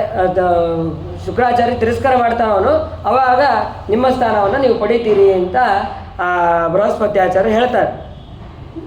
ಹೇಳಿದಾಗ ಇವನು ಬಲಿಚಕ್ರವರ್ತಿ ಯಾಗವನ್ನು ಮಾಡಿದಾಗ ಒಬ್ಬೊಬ್ಬರು ಒಂದೊಂದು ಯಜ್ಞ ಮಾಡಿದಾಗ ಒಬ್ಬೊಬ್ಬರು ಒಂದೊಂದು ಉಡುಗೊರೆಯನ್ನು ಕೊಡ್ತಾರೆ. ಉಡುಗೊರೆಯನ್ನು ಕೊಡೋದಷ್ಟೇ ಅಲ್ಲ, ಪ್ರಹ್ಲಾದ ಬಂದು ಯಾವುದೇ ರೀತಿಯಾದಂತಹ ಬಾಡದೇ ಇರುವಂತಹ ಹೂವನ್ನು ಕೊಟ್ಟಿರ್ತಾನೆ. ಪಿತಾಮಹ ತಸ್ಯ ದದೌ ಮಾಲಾಂ ಆಮ್ಲಾನ ಪುಷ್ಪಾಂ ಜಲಜಂ ಚ ಶುಕ್ರಃ. ಅಂದರೆ ಬಾಡದೇ ಇರುವಂತಹ ಒಂದು ಹೂವಿನ ಮಾಲೆಯನ್ನು ಆ ಬಲಿಚಕ್ರವರ್ತಿ ಕೊಟ್ಟಿರ್ತಾನೆ ತನ್ನ ತಾತನಾದಂತಹ ಪ್ರಹ್ಲಾದ. ಆಮೇಲೆ ಒಂದು ಶ್ರೇಷ್ಠವಾದಂತಹ ಕಮಲವನ್ನು ಶುಕ್ರಾಚಾರ್ಯರು ಕೊಟ್ಟಿರ್ತಾರೆ. ಹೀಗೆ ಒಬ್ಬೊಬ್ಬರು ಒಂದೊಂದು ಉಡುಗೊರೆಯನ್ನು ಕೊಟ್ಟಿರ್ತಾರೆ. ಅದೆಲ್ಲವನ್ನು ಮತ್ತು ಅಷ್ಟೇ ಅಲ್ಲ, ರಥ, ಧನುಸ್ಸು, ಬಿಲ್ಲು, ಬಾಣ ಇದೆಲ್ಲವೂ ಕೂಡ ಅವನು ಮಾಡಿದಂತಹ ಯಜ್ಞದಿಂದ ಅದರಲ್ಲೇ ಉದ್ಭವ ಆಗಿರುತ್ತೆ. ಆ ರಥ ಎಲ್ಲವನ್ನು ಧನುಸ್ಸನ್ನು ಪಡೆದು ಅವನು ದೇವಲೋಕಕ್ಕೆ ಬಂದಿರ್ತಾನೆ. ಅದನ್ನು ನೋಡಿದ ಮೇಲೆ ಎಲ್ಲ ದೇವತೆಗಳು ಕೂಡ ಈ ಸ್ಥಾನದಲ್ಲಿ ಇರಬಾರ್ದು ಅಂತ ಹೇಳಿ ಬೃಹಸ್ಪತ್ಯಾಚಾರ್ಯರ ಮಾತಿನಂತೆ ಅವರೆಲ್ಲರೂ ಕೂಡ ಈ ಕಡೆ ಸರಿರ್ತಾರೆ. ಸರದ ಮೇಲೆ ಅವನು ನಾನೇ ಇಂದ್ರ ಅಂತನ್ನುವಂತಹ ರಾಜ್ಯದಲ್ಲಿ ಕೂಡೋದು. ಆಮೇಲೆ ರಾಜ್ಯದಲ್ಲೇನೋ ಕೂಡ್ತಾನೆ. ಕೂಡೋದಷ್ಟೇ ಅಲ್ಲ, ಈ ಕಡೆ ಅವನು ಬಂದವರಿಗೆ ಯಥೇಚ್ಛವಾಗಿ ದಾನ ಮಾಡ್ತಾ ಇರ್ತಾನೆ. ಯಾರು ಬಂದು ಏನು ಕೇಳ್ತಾರೋ ಅವ್ರಿಗೆ ಎಲ್ಲ ರೀತಿಯಾದಂತಹ ದಾನವನ್ನು ಅವನು ಮಾಡ್ತಾ ಇರ್ತಾನೆ. ದಾನವನ್ನು ಮಾಡೋದಷ್ಟೇ ಅಲ್ಲ, ಹಾಗೆ ದೇವತೆಗಳ ಪದವಿಯನ್ನು, ಸ್ಥಾನವನ್ನು ಎಲ್ಲವನ್ನು ಕೂಡ ನಾಶ ಮಾಡಿರ್ತಾನೆ. ನಾಶ ಮಾಡಿದಾಗ ಅದೇ ಸಮಯಕ್ಕೆ ಅದಿತಿ ಕಶ್ಯಪರನ್ನು ಮತ್ತೆ ಪ್ರಾರ್ಥನೆ ಮಾಡ್ತಾಳೆ. ನನಗೆ ನಮ್ಮ ಮಕ್ಕಳು ರಾಜ್ಯಭ್ರಷ್ಟರಾಗಿದ್ದು ಮತ್ತು ಸ್ಥಾನಭ್ರಷ್ಟರಾಗಿದ್ದು ನಂಗೆ ನೋಡೋಕ್ಕಾಗ್ತಾ ಇಲ್ಲ. ಹಾಗಾಗಿ ಭಗವಂತನ ಅನುಗ್ರಹ ಆಗಬೇಕು ಮತ್ತು ನಮ್ಮ ಮಕ್ಕಳಿಗೆ ರಾಜ್ಯ ಅನ್ನೋದು ಸಿಗಬೇಕು ಅಂತ ಅಲ್ಲಿ ಹೇಳ್ತಾರೆ. ಹೇಳಿದಾಗ ಸರಿ, ಹಾಗಾದರೆ ನೀನು ಬೇರೆ ಏನು ಕೆಲಸ ಮಾಡಬೇಡ, ನಾವು ಹೇಳಿದಂಥ ಒಂದು ವ್ರತವನ್ನು ಮಾಡು. ಆ ವ್ರತವನ್ನು ಮಾಡಬೇಕಾದ್ರೆ ಬಹಳ ಶುದ್ಧಳಾಗಿರಬೇಕು. ಅಷ್ಟೇ ಅಲ್ಲ, ಇದು ನಾ ಹಿಂದೆ ಒಂದು ಜೊತೆ ದಿತಿದೇವಿ ಹೀಗೆ ಕೇಳಿದ್ಲು, ಆವಾಗ ನಾನು ಬೇಡ ಅಂತ ಹೇಳಿದ್ದೆ. ಆದರೆ ಈಗ ಸದುದ್ದೇಶದಿಂದ ನೀನು ಮಾಡ್ತಾ ಇದ್ದೀಯ, ಹಾಗಾದರೆ ನಾನು ನಿನಗೆ ಯೋಗ್ಯವಾದಂತಹ ಒಂದು ವ್ರತವನ್ನು ಹೇಳ್ತೀನಿ ಅಂತ ಕಶ್ಯಪರು ಹೇಳ್ತಾರೆ. ಭಗವಂತನನ್ನು ಕುರಿತು ಧ್ಯಾನವನ್ನು ಮಾಡು. ಮತ್ತು ಧ್ಯಾನವನ್ನು ಮಾಡೋದಷ್ಟೇ ಅಲ್ಲ, ಪಯೋವ್ರತ ಅಂತನ್ನುವಂತಹ ವ್ರತವನ್ನು ನೀನು ಮಾಡು. ಅವಾಗ ಹೇಳ್ತಾರೆ, ಸರಿ, ಹಾಗಾದರೆ ಆ ವ್ರತವನ್ನು ಯಾವಾಗ ಮಾಡಬೇಕು, ಹೇಗೆ ಮಾಡಬೇಕು, ಅದರ ವಿಧಾನ ಹೇಗೆ, ಅದೆಲ್ಲವನ್ನು ಕೂಡ ಹೇಳ್ರಿ ಅಂತಂದಾಗ ಅದಕ್ಕೆ ಹೇಳ್ತಾರೆ, ಫಾಲ್ಗುಣ ಮಾಸ ಶುಕ್ಲ ಪಕ್ಷದ ಪ್ರತಿಪದಾದಿಂದ ತ್ರಯೋದಶಿ ತನಕ ಆ ವ್ರತವನ್ನು ಮಾಡಬೇಕು. ದ್ವಾದಶಿ ತನಕ ಕೇವಲ ಭಗವಂತನಿಗೆ ನಿವೇದಿತವಾದಂತಹ ಹಾಲನ್ನು, ಆ ಹಾಲು ಮತ್ತು ಹವಿಶೇಷ ಅಷ್ಟನ್ನೇ ನಾವು ಸ್ವೀಕಾರ ಮಾಡಬೇಕು. ಭಗವಂತನಿಗೆ ನೈವೇದ್ಯ ಮಾಡೋದು ಸ್ವಲ್ಪ ಮತ್ತು ಹವಿಶೇಷವನ್ನು ಸ್ವಲ್ಪ, ಎರಡೂ ಮಿಕ್ಸ್ ಮಾಡಿಕೊಂಡು ಸ್ವಲ್ಪ ಹಾಲನ್ನು ಮಾತ್ರ ತೊಗೋಬೇಕು. ಪಯೋವ್ರತ ಅಂತ ಹೇಳಿ ಹಾಲನ್ನು ತೊಗೋಬೇಕು ಅಂತ ಹೇಳಿ ನಂದಿನಿ ಪೇಡ ಮತ್ತು ಆ ಪೇಡ ಈ ಪೇಡ ಅಥವಾ ಹಾಲಿಂದ ಮಾಡಿದಂಥ ಪದಾರ್ಥಗಳು ಬರುತ್ತೆ. ಯಾಕಂದರೆ ಹಾಲು ಬರುತ್ತೆ ಅಂತ ಹೇಳಿದ್ದಾರೆ ಅಂತೇಳಿ ಹಾಲಿನ ಪದಾರ್ಥಗಳು ಕೂಡ ಬರುತ್ತೆ ಅಂತ ಹೇಳಿ ತಗೊಳ್ಳೋದಲ್ಲ. ಕೇವಲ ಹಸುವಿನ ಹಾಲನ್ನು ಒಂದು ಸ್ವಲ್ಪ ಮಾತ್ರ ಅದನ್ನು ತಗೋಬೇಕು. ಇದಕ್ಕೆ ಪೂರ್ವಭಾವಿಯಾಗಿ ಮಾಘ ಮಾಸದ ಕೃಷ್ಣ ಪಕ್ಷ ಅಮಾವಾಸ್ಯೆಯ ದಿನ ನದಿ ಮೊದಲಾದಂತಹ ಪುಣ್ಯತೀರ್ಥಗಳಲ್ಲಿ ಕಾಡು ಹಂದಿ ಓಡಾಡಿದಂತಹ ಅಥವಾ ಅದು ಕೆದರಿದಂತಹ ಮಣ್ಣನ್ನು ತಂದು ಮೈಗೆ ಹಚ್ಕೊಂಡು ಸ್ನಾನ ಮಾಡಬೇಕು. ಆಮೇಲೆ ಗುರು ಹಿರಿಯರನ್ನು ಅಪ್ಪಣೆಯನ್ನು ಪಡೆದು ಪಯೋವ್ರತದ ಸಂಕಲ್ಪವನ್ನು ಮಾಡಬೇಕು. ಆ ಭಗವಂತನ ಪೂಜೆಯನ್ನು ಮಾಡಿ ಕ್ಷೀರಾನ್ನವನ್ನು ನೈವೇದ್ಯ ಮಾಡಬೇಕು. ಅಗ್ನಿಯನ್ನು ಪ್ರತಿಷ್ಠಾಪನೆ ಮಾಡಿ ನೈವೇದ್ಯ ಶೇಷದಿಂದ ಹೋಮ ಮಾಡಬೇಕು. ಆಮೇಲೆ ವಿಷ್ಣು, ಬ್ರಹ್ಮ, ಶಿವ ಈ ಮೂರು ರೂಪವುಳ್ಳಂತಹ ಭಗವಂತನನ್ನು ಸ್ತೋತ್ರ ಮಾಡಬೇಕು. ಭಕ್ತಿಯಿಂದ ಆ ಭಗವಂತನನ್ನು ಸ್ತೋತ್ರ ಮಾಡ್ತಾ ನಮಸ್ಕಾರವನ್ನು ಭಗವಂತನಿಗೆ ಮಾಡಬೇಕು. ಬ್ರಾಹ್ಮಣರಿಗೆ ಯಥೇಚ್ಛವಾಗಿ ಪಾಯಸ ಮೊದಲಾದಂತಹ ಭಕ್ಷ್ಯಭೋಜಾದಿಗಳನ್ನು ಮಾಡಿಸಿ ಅವರಿಗೆ ಬ್ರಾಹ್ಮಣರಿಗೆ ಊಟಕ್ಕೆ ಹಾಕಬೇಕು. ಅದಾದ ಮೇಲೆ ಪಾಠ್ಯದಿಂದ ದ್ವಾದಶಿ ತನಕ ನಿತ್ಯವೂ ಭಗವಂತನಿಗೆ ಕ್ಷೀರಾಭಿಷೇಕ, ಕ್ಷೀರಾನ್ನ ನೈವೇದ್ಯ ಹಾಗೂ ಕ್ಷೀರಾನ್ನದಿಂದ ಹೋಮಗಳನ್ನು ಮಾಡಿ ಪೂಜೆ, ಅಭಿಷೇಕ, ಹೋಮ ಎಲ್ಲದಕ್ಕೂ ಕೂಡ ಮಂತ್ರ ದ್ವಾದಶಾಕ್ಷರ ಮಂತ್ರವನ್ನು ಹೇಳಬೇಕು. ಆಮೇಲೆ 3 ಹೊತ್ತು ಸ್ನಾನವನ್ನು ಮಾಡಬೇಕು. 108ಗಿಂತ ಜಾಸ್ತಿ ದ್ವಾದಶಾಕ್ಷರವನ್ನು ಜಪ ಮಾಡಬೇಕು. ಆಮೇಲೆ ಕನಿಷ್ಠ ಪಕ್ಷ ಅಂತಂದರೆ 2 ಬ್ರಾಹ್ಮಣರಿಗಾದರೂ ನಿತ್ಯದಲ್ಲಿಯೂ ಭೋಜನಕ್ಕೆ ಹಾಕಬೇಕು. ಇದು ಆ ಪಯೋವರ್ತದಲ್ಲಿ ಮಾಡಬೇಕಾದಂತಹ ಕರ್ತವ್ಯ. ಆಮೇಲೆ ತಾನು ಮಾತ್ರ ಕೇವಲ ಹಾಲನ್ನು ಒಂದೇ ಒಂದು ಪರಿಮಾಣ ಅಂತಿದೆ, ಅಷ್ಟು ಪರಿಮಾಣದ ಮಾತ್ರ ನಾವು ಹಾಲನ್ನು ಸ್ವೀಕಾರ ಮಾಡಬೇಕು. ವ್ಯರ್ಥವಾಗಿ ಕಾಲಹರಣ ಮಾಡಬಾರ್ದು. ಆ ಸಮಯದಲ್ಲಿ ಭಗವಂತನ ಮಹಿಮೆಗಳನ್ನು ಹೆಚ್ಚಾಗಿ ಕೇಳಿ ಕಾಲವನ್ನು ಕಳಿಬೇಕು. ಹೀಗೆ 12 ದಿನ ವ್ರತವನ್ನು ಮಾಡಿ ಆ ತ್ರಯೋದಶಿ ದಿನ ವಿಶೇಷವಾದಂತಹ ಭಗವಂತನಿಗೆ ಪೂಜಾ ಉದ್ಯಾಪನ ಇವೆಲ್ಲವನ್ನು ಕೂಡ ಮಾಡಿ ಆಚಾರ್ಯರಿಗೆ ಗೋದಾನವನ್ನು ಮಾಡಬೇಕು. ಮತ್ತು ಬೇರೆ ಬಂದಂತಹ ಋತ್ವಿಜಯರಿಗೆ ಬ್ರಾಹ್ಮಣರಿಗೆ ಯಥಾಶಕ್ತಿ ಯೋಗ್ಯವಾದಂತಹ ದಾನಗಳನ್ನು ಮಾಡಿ ಭೋಜನವನ್ನು ಮಾಡಿಸಬೇಕು. ಅವರ ಅಪ್ಪಣೆಯನ್ನು ಪಡೆದು ತಾನು ಕೊನೆಗೆ 13ನೇ ದಿವಸ ಅವನು ಭೋಜನವನ್ನು ಮಾಡಬೇಕು. ಈ ವ್ರತ ಎಲ್ಲ ವ್ರತಗಳ ದಾನಗಳ ಮತ್ತು ತಪಸ್ಸಿನ ಫಲಗಳು ಕೂಡ ಇದು ಕೊಡುವಂತಹ ವ್ರತ ಆಗಿದೆ. ಅಂತಹ ಪಯೋವ್ರತವನ್ನು ನೀನು ಮಾಡುವಂತ ಕಶ್ಯಪರು ಅದಿತಿಗೆ ಹೇಳ್ತಾರೆ. ಹೇಳಿದ ಮೇಲೆ ಅವಾಗ ಅದೇ ರೀತಿಯಾಗಿ ನಿಷ್ಠೆಯಿಂದ ತಪಸ್ಸನ್ನು ಮಾಡ್ತಾಳೆ. ತಪಸ್ಸನ್ನು ಮಾಡಿದಾಗ ಅವಾಗ ಭಗವಂತ ಬಂದು ಪ್ರತ್ಯಕ್ಷ ಆಗ್ತಾನೆ. ಪ್ರತ್ಯಕ್ಷ ಆದಾಗ ಭಗವಂತನನ್ನು ಅದಿತಿ ಸ್ತೋತ್ರ ಮಾಡ್ತಾಳೆ. ಯಜ್ಞೇಶ ಯಜ್ಞ ಪುರುಷಾಚ್ಯುತ ತೀರ್ಥಪಾದ ತೀರ್ಥಶ್ರವ ಶ್ರವಣ ಮಂಗಲ ನಾಮಧೇಯ ಆಪನ್ನ ಲೋಕ ವ್ರಜಿನೋಪ ಶಮೋದಯಾದ್ಯ ಶನ್ನಕೃಧೀಶ ಭಗವಾನ್ ನವಸನ್ನನಾಥ. ಯಜ್ಞೇಶ ಯಜ್ಞಪುರುಷ ಈ ರೀತಿಯಾಗಿ ಎಲ್ಲ ನಾಮಗಳಿಂದ ಕರೆಸ್ಕೊಳ್ಳೋನು ನೀನೊಬ್ಬನೇ ಅಂತ ನಿನಗೆ ನಮಸ್ಕಾರ ಅಂತ ಅವಳು ಸ್ತೋತ್ರವನ್ನು ಮಾಡ್ತಾಳೆ. ಸ್ತೋತ್ರವನ್ನು ಮಾಡಿದ ಮೇಲೆ ಭಗವಂತ ಹೇಳ್ತಾನೆ, ನಿನ್ನ ಮನಸ್ಸಿನಲ್ಲಿ ಏನಿದೆ ಅಂತ ನನಗೆ ಗೊತ್ತು. ಅದರಂತೆ ನಾನೇ ನಿನ್ನಲ್ಲಿ ಬಂದು ಅವತಾರವನ್ನು ಮಾಡ್ತೇನೆ. ನೀನು ನಿನ್ನ ಮಕ್ಕಳಿಗೆ ದೇವತೆಗಳಿಗೆ ರಾಜ್ಯವನ್ನು ಪಡಿಬೇಕು ಅಂತ ಸ್ಥಾನವನ್ನು ಬೇಕು ಅಂತ ಅನ್ನೋದನ್ನು ಹೇಳ್ತಾ ಇದ್ದೆ. ಅದು ಕೂಡ ಸ್ವಲ್ಪ ದಿವಸದಲ್ಲೇ ಸಿಗತ್ತೆ. ಯಾಕೆ ಅಂತಂದರೆ ಈಗ ಅವನಿಗೆ ಯಾರಿಗೆ ಬಲಿಚಕ್ರವರ್ತಿಗೆ ಗುರುಬಲ ಅಂತ ಅನ್ನೋದು ಬಹಳ ಇದೆ. ಹಾಗಾಗಿ ಈಗ ಸದ್ಯಕ್ಕೆ ಅವನಿಗೆ ಏನು ಮಾಡೋಕ್ಕಾಗೋದಿಲ್ಲ.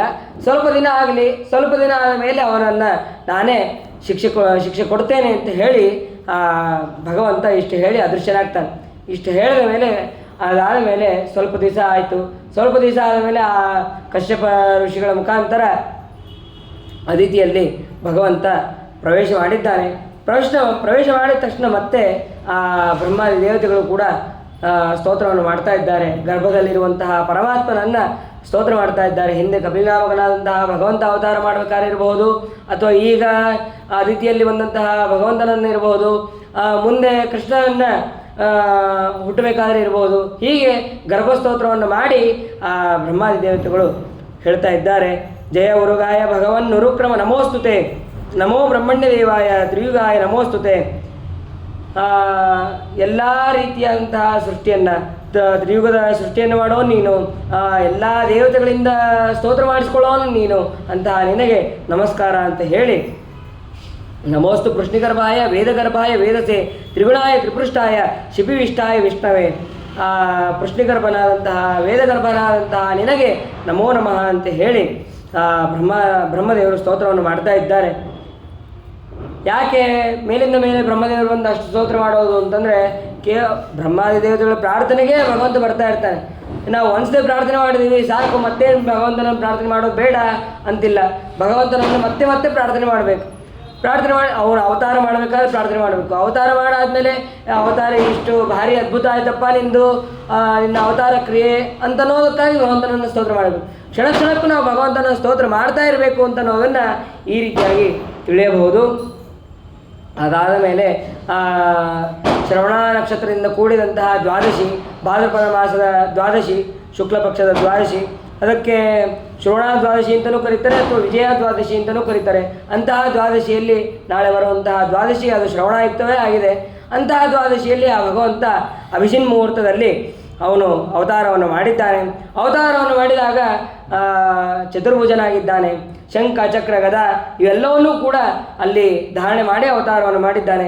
ಪಿಶಂಗವಾಸ ನಳಿನಾಯತೇಕ್ಷಣ ಶ್ಯಾಮಾವತಾತಃ ಈ ರೀತಿಯಾಗಿ ಉಳ್ಳಂತಹ ಅವತಾರ ಮಾಡಿದಂತಹ ವಾಮನ ರೂಪಿಯಾದಂತಹ ಪರಮಾತ್ಮ ಅಲ್ಲಿ ನೋಡಿದ್ದಾರೆ ಅದಿತಿ ಕಶ್ಯಪರು. ನೋಡಿ ಅಲ್ಲಿ ಹುಟ್ಟಿದ ತಕ್ಷಣ ಅವತಾರ ಮಾಡಿದ್ಯಾವುದಕ್ಕೆ? ಆ ಬಲಿಚಕ್ರವರ್ತಿಯನ್ನು ಅವನ ಹತ್ರ ದಾನವನ್ನು ಪಡೆಯೋದಕ್ಕೆ. ದಾನ ಪಡಿಬೇಕು ಅಂತಂದರೆ ಏನು ಮಾಡಬೇಕು? ಬ್ರಾಹ್ಮಣ ಆಗಬೇಕು. ಬ್ರಾಹ್ಮಣನಾಗಬೇಕು ಅಂದರೆ ಮೊದಲು ಉಪನಯನ ಆಗಬೇಕು. ಆ ಉಪನಯನವನ್ನು ಮಾಡಿದ್ದಾರೆ. ಉಪನಯನ ಮಾಡೋದಷ್ಟೇ ಅಲ್ಲ, ಭಗವಂತನ ಉಪನಯನ ಅಂತಂದರೆ ಕೇಳಬೇಕಾ? ಎಲ್ಲ ದೇವತೆಗಳು ಕೂಡ ಬಂದಿದ್ದಾರೆ. ಎಲ್ಲ ದೇವತೆಗಳು, ಯಕ್ಷರು, ಗಂಧರ್ವರು, ಕಿನ್ನರರು, ಕಿಂಪುರುಷರು ಎಲ್ಲರೂ ಕೂಡ ಅಲ್ಲಿ ಬಂದಿದ್ದಾರೆ. ಬಂದು ಭಗವಂತನ ಅದ್ಭುತವಾದಂತಹ ಉಪನಯನವನ್ನು ಅಲ್ಲಿ ನೋಡ್ತಾ ಇದ್ದಾರೆ. ನೋಡೋದಷ್ಟೇ ಅಲ್ಲ, ಆ ಉಪನಯನದಲ್ಲಿ ಏನೇನು ವಸ್ತ್ರಗಳನ್ನು ಕೊಟ್ಟರು, ಏನೇನು ವಸ್ತುಗಳನ್ನು ಕೊಟ್ಟರು ಅಂತಂದರೆ ಅದಕ್ಕೆ ಕಶ್ಯಪರು ಉಡುದಾರವನ್ನು ಕೊಟ್ಟಿದ್ದಾರೆ. ಆಮೇಲೆ ತಾಯಿಯಾದಂತಹ ಅದಿತಿ ಕೌಪೀನವನ್ನು ಕೊಟ್ಟಿದ್ದಾರೆ.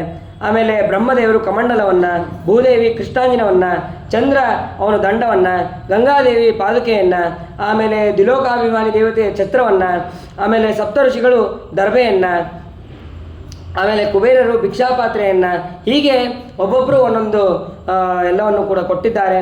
ಆ ಪಾರ್ವತಿ ಮಾತೃಭಿಕ್ಷೆಯನ್ನು ಅವಳು ಹಾಕಿದ್ದಾಳೆ. ಆಮೇಲೆ ಭಗವಂತ ಮಾಡೋದು ಅಗ್ನಿಕಾರ್ಯ ಸಾಮಾನನ್ನು ಅವರು ಅಗ್ನಿದೇವರು ಅಲ್ಲಿ ಕೊಟ್ಟಿದ್ದಾರೆ. ಹೀಗೆ ಅಗ್ನಿಕಾರ್ಯ ಸಾಮಾನುಗಳಿರ್ಬೋದು, ಮತ್ತೊಂದಿರ್ಬೋದು, ಎಲ್ಲವನ್ನೂ ಕೂಡ ಅಲ್ಲಿ ಕೊಟ್ಟಿದ್ದಾರೆ. ಆ ಗಾಯತ್ರಿ ಭಗವಂತ ಬಾಲಕನಾಗಿ ಅವತಾರ ಮಾಡಿದ್ದೇ ಕಡಿಮೆ, ಅದರಾಗೂ ಅವನು ಉಪನಯನ ಮಾಡಿಕೊಂಡಿದ್ದಂತೂ ಇನ್ನೂ ಕಡಿಮೆ. ಅದಕ್ಕೆ ನಾನೇ ಉಪದೇಶ ಮಾಡ್ತೀನಿ ಅಂತ ಹೇಳಿ ಆ ಗಾಯತ್ರಿ ಅಭಿಮಾನಿ ದೇವತೆ ಭಗವಂತನಿಗೆ ಉಪದೇಶವನ್ನು, ಅಂದರೆ ಉಪದೇಶ ಅಂದ್ರೇನು, ಒಪ್ಪಿಸಿದ್ದಾಳೆ. ಅದೇ ಗಾಯತ್ರಿ ಮಂತ್ರವನ್ನು ಉಪದೇಶವನ್ನು ಪಡೆದ ಹಾಗೆ ಆಗಿದೆ. ಅದಾದ ಮೇಲೆ ಎಲ್ಲ ಕಮಂಡಲು, ಆ ಯಜ್ಞದ ಸಂಭಾರ ಹಿಡ್ಕೊಂಡು ಆ ಭಗವಂತ ಅವನು ಹೋಗ್ತಾ ಇರಬೇಕಾದ್ರೆ ದಾರಿಯಲ್ಲಿ ಒಂದು ಹೆಜ್ಜೆ ಇಟ್ಟರೆ ಆ ಹೆಜ್ಜೆ ಇಟ್ಟ ಜಾಗದಲ್ಲಿ ಕೆಳಗೆ ಹೋಗ್ಬೇಕಂತ, ಇನ್ನೊಂದು ಹೆಜ್ಜೆ ಮೇಲೆ ಇಡಬೇಕಾದ್ರೆ ಇನ್ನೊಂದು ಹೆಜ್ಜೆ ಹಿಂಗೆ ಮೇಲೆ ಬರಬೇಕಂತ. ಹೀಗೆ ನಡಿಬೇಕಾದ್ರೆ ಒಂದು ಸತಿ ಕೆಳಗೆ ಹೋಗೋದು, ಒಂದು ಸತಿ ಮೇಲೆ ಬರೋದು, ಹಿಂಗೆ ಆಗ್ತಾ ಇತ್ತಂತೆ. ಜಗಾಮ ತತ್ರ ಕಿಲ ಸಾರ ಸಂವೃತೋ ಭಾರೇಣ ಗಾಂ ಸನ್ನಮಯನ್ ಪದೇ ಪದೇ ತಂ ನರ್ಮದಾಯ ಸಟ ಉತ್ತರೇ ಬಲೇರ್ ಯಜ್ಞರ್ತ್ವಿಜಸ್ತೆ ಭೃಗುವತ್ಸ ಸನ್ನಕೆ. ಆ ಭಗವಂತ ಹೋಗ್ತಾ ಇರಬೇಕಾದ್ರೆ ಆ ಭೂಮಿ ಒಂದ್ಸತಿ ಹಿಂಗೆ ಮೇಲೆ ಹೋಗೋದು, ಒಂದ್ಸತಿ ಹಿಂಗೆ ಕೆಳಗೆ ಹೋಗೋದು, ಹೀಗೆ ಆ ಭಗವಂತನ ಪಾದಕ್ಕೆ ಇಷ್ಟು ಮಹಿಮೆಯಿಂದ ಭಗವಂತ ಹೋಗ್ತಾ ಇದ್ದಾನೆ. ಹೋಗಬೇಕಾದ್ರೆ ನರ್ಮದಾ ನದಿ ತೀರ ಭೃಗುಕುತ್ಸ ಅಂತನ್ನುವಂಥ ಆಶ್ರಮ, ಈಗ ಬರೋಚ್ ಅಥವಾ ಬರೋಡ ಆ ಪ್ರಾಂತ್ಯ, ಅಲ್ಲಿ ನರ್ಮದಾ ತೀರದಲ್ಲಿ ಅಲ್ಲಿ ಬಲಿ ಯಜ್ಞ ಮಾಡ್ತಾ ಇರ್ತಾನೆ, ಬಲಿ ಚಕ್ರವರ್ತಿ ಯಜ್ಞವನ್ನು ಮಾಡ್ತಾ ಇರ್ತಾನೆ. ಹೋದಾಗ ಸಭೆಯಲ್ಲಿ ಪ್ರವೇಶ ಮಾಡ್ತಾನೆ ಭಗವಂತ. ಪ್ರವೇಶ ಮಾಡಿದ ತಕ್ಷಣ ಏನು ಕಾಂತಿ, ಅದ್ಭುತವಾದಂತಹ ಕಾಂತಿ, ಹೇಳಿ ಕೇಳಿ ಭಗವಂತ. ಆ ಭಗವಂತನಿಗೆ ಸಾಮಾನ್ಯ ನಾವು ಯಾವುದೋ ಒಂದು ವಟು ಬಂದಾಗೆ ಅವನು ಎಷ್ಟು ಅದ್ಭುತ ಇದ್ದಾನೋ, ಏನು ಚಂದ ಇದ್ದಾನೋ ಕೂಸು ಅಂತಂದು ನಾವು ಮುದ್ದಾಗಿ ನಾವು ನೋಡ್ತೀವಿ. ಅಂತಹ ಭಗವಂತ ಅವನ ಕೈಯಲ್ಲಿ ಛತ್ರಿಯನ್ನು ಹಿಡ್ಕೊಂಡು ಕಮಂಡಲವನ್ನು ಧಾರಣೆ ಮಾಡಿ ಸುಂದರವಾಗಿ ಬರ್ತಾ ಇದ್ದಾನೆ ಭಗವಂತ. ಅದ್ಭುತವಾದಂತಹ ಕಣ್ಣುಗಳು, ಆ ಕಣ್ಣುಗಳಿಂದ ಇಡೀ ಜಗತ್ತನ್ನು ಮೋಹಗೊಳಿಸ್ತಾನೆ. ಅಂತಹ ಕಣ್ಣುಗಳು, ಅಂತಹ ಮೂಗು, ಮುಖ, ಇಷ್ಟು ಸುಂದರವಾದಂತಹ ಮುಖವನ್ನು ಅವನು ಧಾರಣೆ ಮಾಡಿ ಅವನು ಬರ್ತಾ ಇದ್ದಾನೆ. ಅದನ್ನು ನೋಡಿ ಇದ್ದಂತಹ ಸಭಿಕರು ಎಲ್ಲರೂ ಕೂಡ ಎದ್ದು ನಿಂತು ಸ್ವಾಗತ ಮಾಡ್ತಾ ಇದ್ದಾರೆ. ಯಾರು ಇಷ್ಟು ಸುಂದರವಾದಂತಹ ವಾಮನ ಮೂರ್ತಿ, ಯಾರು ಇಷ್ಟು ಸುಂದರವಾಗಿದ್ದಾನೆ ಬ್ರಹ್ಮಚಾರಿ, ಆ ಬ್ರಹ್ಮಚಾರಿ ಹಿಂಗೆ ಬರ್ತಾ ಇದ್ದಾನೆ, ಅವನ ಕಾಂತಿ ಏನದು ಅಂತ ಅದ್ಭುತವಾಗಿ ಅಲ್ಲಿ ವರ್ಣನೆಯನ್ನು ಮಾಡ್ತಾರೆ. ಅದಾದ ಮೇಲೆ ಎಲ್ಲರೂ ಎದ್ದು ನಿಂತು ಸ್ವಾಗತವನ್ನು ಮಾಡಿದ್ದಾರೆ. ಬಲಿಚಕ್ರವರ್ತಿಯು ಕೂಡ ಅವನು ಸ್ವಾಗತವನ್ನು ಮಾಡ್ತಾ ಇದ್ದಾನೆ.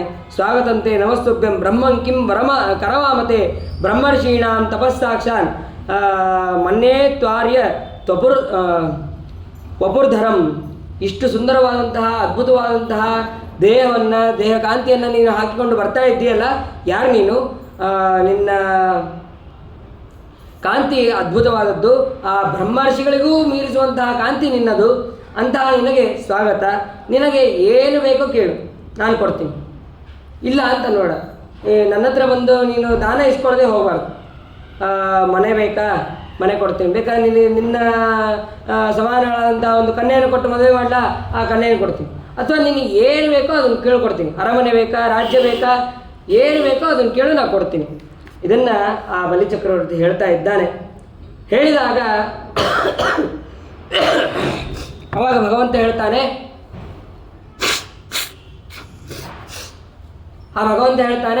ನನಗೇನು ಬೇಡ, ನನಗೆ ಒಂದು 3 ಭೂಮಿಯನ್ನು 3 ಪದ, ನಾನು ಎಷ್ಟಿದ್ದೀನಿ, ಇಷ್ಟು ಜಾಗ ನಂಗೆ ಸಂಧ್ಯಾವನ್ನೇ ಅಗ್ನಿಕಾರ್ಯ ಮಾಡ್ಕೊಳ್ಳೋಕ್ಕೆ, ಬ್ರಹ್ಮಯಜ್ಞ ಮಾಡ್ಕೊಳ್ಳೋಕ್ಕೆ ಎಷ್ಟು ಜಾಗ ಬೇಕು ಅಷ್ಟು ಜಾಗವನ್ನು ಕೊಡು. ಅಂದರೆ 3 ಭೂಮಿ, 3 ಪಾದ. ಆ ಪಾದದ ಈ ಪಾದದಿಂದ 1, 2, 3 ಇಷ್ಟೇ ಕೊಡು ಸಾಕು, ನಾ ಇಷ್ಟಕ್ಕೆ ಸಂಧ್ಯಾವಂದನೆ ಅಗ್ನಿಕಾರ್ಯ ಮಾಡ್ಕೊತೀನಿ. ಅಲ್ಲಪ್ಪ, ನೀನು ನನ್ನ ಹತ್ರ ಬಂದು ಒಬ್ಬ ದೊಡ್ಡ ಶ್ರೀಮಂತರ ಹತ್ರ ಬಂದು ಅವನ ಹತ್ರ ಒಂದು ಸಣ್ಣ ಬೆಂಕಿ ಪಟ್ಟಣ ಕೇಳ್ದಂಗೆ ಆಯಿತು. ಅಷ್ಟು ಭಾರಿ ದೊಡ್ಡ ರಾಜ, ಆ ರಾಜನ ಹತ್ರ ನೀನು ಬಂದು ಏನೋ ಒಂದು ಸಾಮಾನ್ಯ ಒಂದು 3 ಪದ ಭೂಮಿಯನ್ನು ಕೇಳ್ತಾ ಇದೆಯಲ್ಲ ನೀನು ಅಂತ ಆ ಬಲಿಚಕ್ರವರ್ತಿ ಹೇಳ್ತಾನೆ. ಅಲ್ಲಪ್ಪ, ನೀನು ನಂಗೆ ಏನು ಬೇಕಾದ್ರೂ ಕೊಡೋಕೆ ಸಾಮರ್ಥ್ಯ ನಿನಗೆ ಇರ್ಬೋದು, ಆದರೆ ಕೊಟ್ಟಿದ್ದು ನನಗೆ 3 ಪದ ಭೂಮಿ ಸಾಕು. ನನಗೆ ಆ ಪಾದ ಭೂಮಿಯಿಂದಲೇ ನಾನು ತೃಪ್ತಿ ಆಗ್ತೀನಿ. ನೀ ಅದು ಬಿಟ್ಟು ನನಗೆ ಎಷ್ಟು ತೃಪ್ತಿ ಆಗುತ್ತೋ ಅಷ್ಟನ್ನೇ ನೀನು ಕೊಡಬೇಕೆ ಹೊರತು, ನೀನು ಕೊಡೋದ್ರಲ್ಲಿ ಅಥವಾ ನಿನ್ನ ಹತ್ರ ಬೇಕಾದಷ್ಟು ಜನ ಇಸ್ಕೊಂಡು ಹೋದವರೆಲ್ಲ ಅವರು ಭಾರಿ ತೃಪ್ತಿಯಾಗಿದ್ದಾರನ? ಇಲ್ಲ, ಅವ್ರಿಗೆ ಇನ್ನೂ ಬೇಕು ಅಂತ ಅನ್ನುವಂಥ ಅಪೇಕ್ಷೆ ಅವರಿಗಿದೆ. ಆದರೆ ನನಗೆ ಹಂಗಿಲ್ಲ, ನನಗೆ ಈ 3 ಪದ ಭೂಮಿ ಸಾಕು. ಈ 3 ಪದ ಭೂಮಿಯಿಂದ ನಾನು ಬೇಕಾದಷ್ಟು ಸಂತೋಷನಾಗಿರ್ತೀನಿ. ನನಗೆ ಅದನ್ನು ಬಿಟ್ಟು ನೀವು ಬೇರೆ ಏನೂ ಕೊಟ್ಟರು ನನಗೆ ಅದರಿಂದ ತೃಪ್ತಿ ಅಂತ ಅನ್ನೋದು ಆಗೋದಿಲ್ಲ ಅಂತ ಹೇಳ್ತಾನೆ. ಭಗವಂತ ಹೇಳಿದಾಗ ಅದಕ್ಕೆ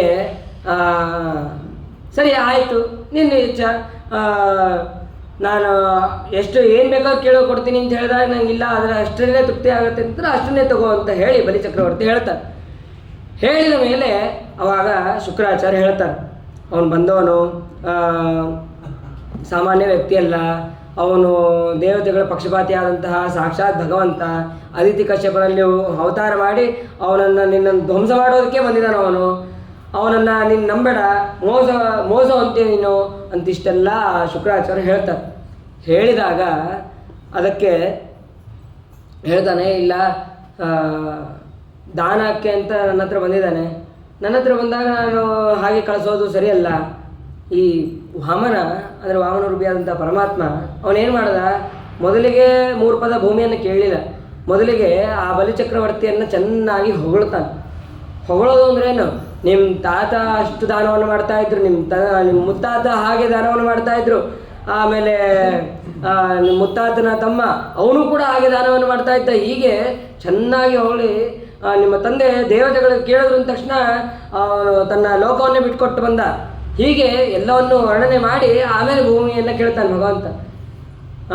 ಇದನ್ನು ಕೇಳಿದಂತಹ ಬಲಿಚಕ್ರವರ್ತಿ ಶುಕ್ರಾಚಾರ್ಯ ಹೇಳ್ತಾನೆ, ನಮ್ಮ ತಂದೆ ತಾತ ಎಲ್ಲರ ಬಗ್ಗೆ ಹೇಳಿದಂತಹ ಅವನು ನಾನು ದಾನವನ್ನು ಕೊಡೋದರಲ್ಲಿ ಎತ್ತಿದ ಕೈ ಅಂತಲೂ ಅವನು ತಿಳ್ಕೊಂಡಿದ್ದಾನೆ. ಮತ್ತು ಅಂಥವನಿಗೆ ನಾನು ಮೋಸ ಮಾಡೋದು ಸರ್ವತಾ ಸಾಧ್ಯ ಇಲ್ಲ. ಭಗವಂತ ಬಂದಿರಲಿ, ಆಗ ಅವನಿಗೆ ನಾನು ದಾನ ಮಾಡ್ತೀನಿ ಅಂತ ಆ ಬಲಿಚಕ್ರವರ್ತಿ ಹೇಳ್ತಾನೆ. ಹೇಳಿದಾಗ ಶುಕ್ರಾಚಾರ್ಯ ಮತ್ತೆ ಹೇಳ್ತಾರೆ, ನೀನು ಯಾವುದೇ ರೀತಿಯಾಗಿ ಯಾವುದೇ ಕಾರಣಕ್ಕೂ ಅವನಿಗೆ ದಾನವನ್ನು ಕೊಡೋ ಹಾಗಿಲ್ಲ. ಅಲ್ಲ, ದಾನವನ್ನು ಕೊಡೋದು ನಮ್ಮ ಕರ್ತವ್ಯ. ಯಾರು ಬಂದು ಬೇಡಿರ್ತಾರೋ ಅವರಿಗೆ ದಾನವನ್ನು ಕೊಡೋದು ನನ್ನ ಕರ್ತವ್ಯ. ನೀವು ದಾನ ಕೊಡ್ರಿ ಅಂತ ಹೇಳಬೇಕು ಹೊರತು ನೀವು ದಾನವನ್ನು ಕೊಡಬೇಡಿ ಅಂತ ಹೇಳಬಾರ್ದು. ಹಾಗಾದರೆ ಅವನಿಗೆ ಸುಳ್ಳು ಹೇಳಿ ಕಳಿಸು, ಪರವಾಗಿಲ್ಲ, ನಡೀತದೆ. ಅವನು ಸಣ್ಣ ಹುಡುಗ ಇದ್ದಾನೆ, ಯಾವಾಗ ಸುಳ್ಳು ಹೇಳ್ಬೋದು ಅಂತ ಅನ್ನೋದಕ್ಕೆ 1-2 ಕಾರಣಗಳಿದೆ. ಆ ಕಾರಣ ಪ್ರಕಾರ ನೀನು ಹೇಳ್ಬೋದು.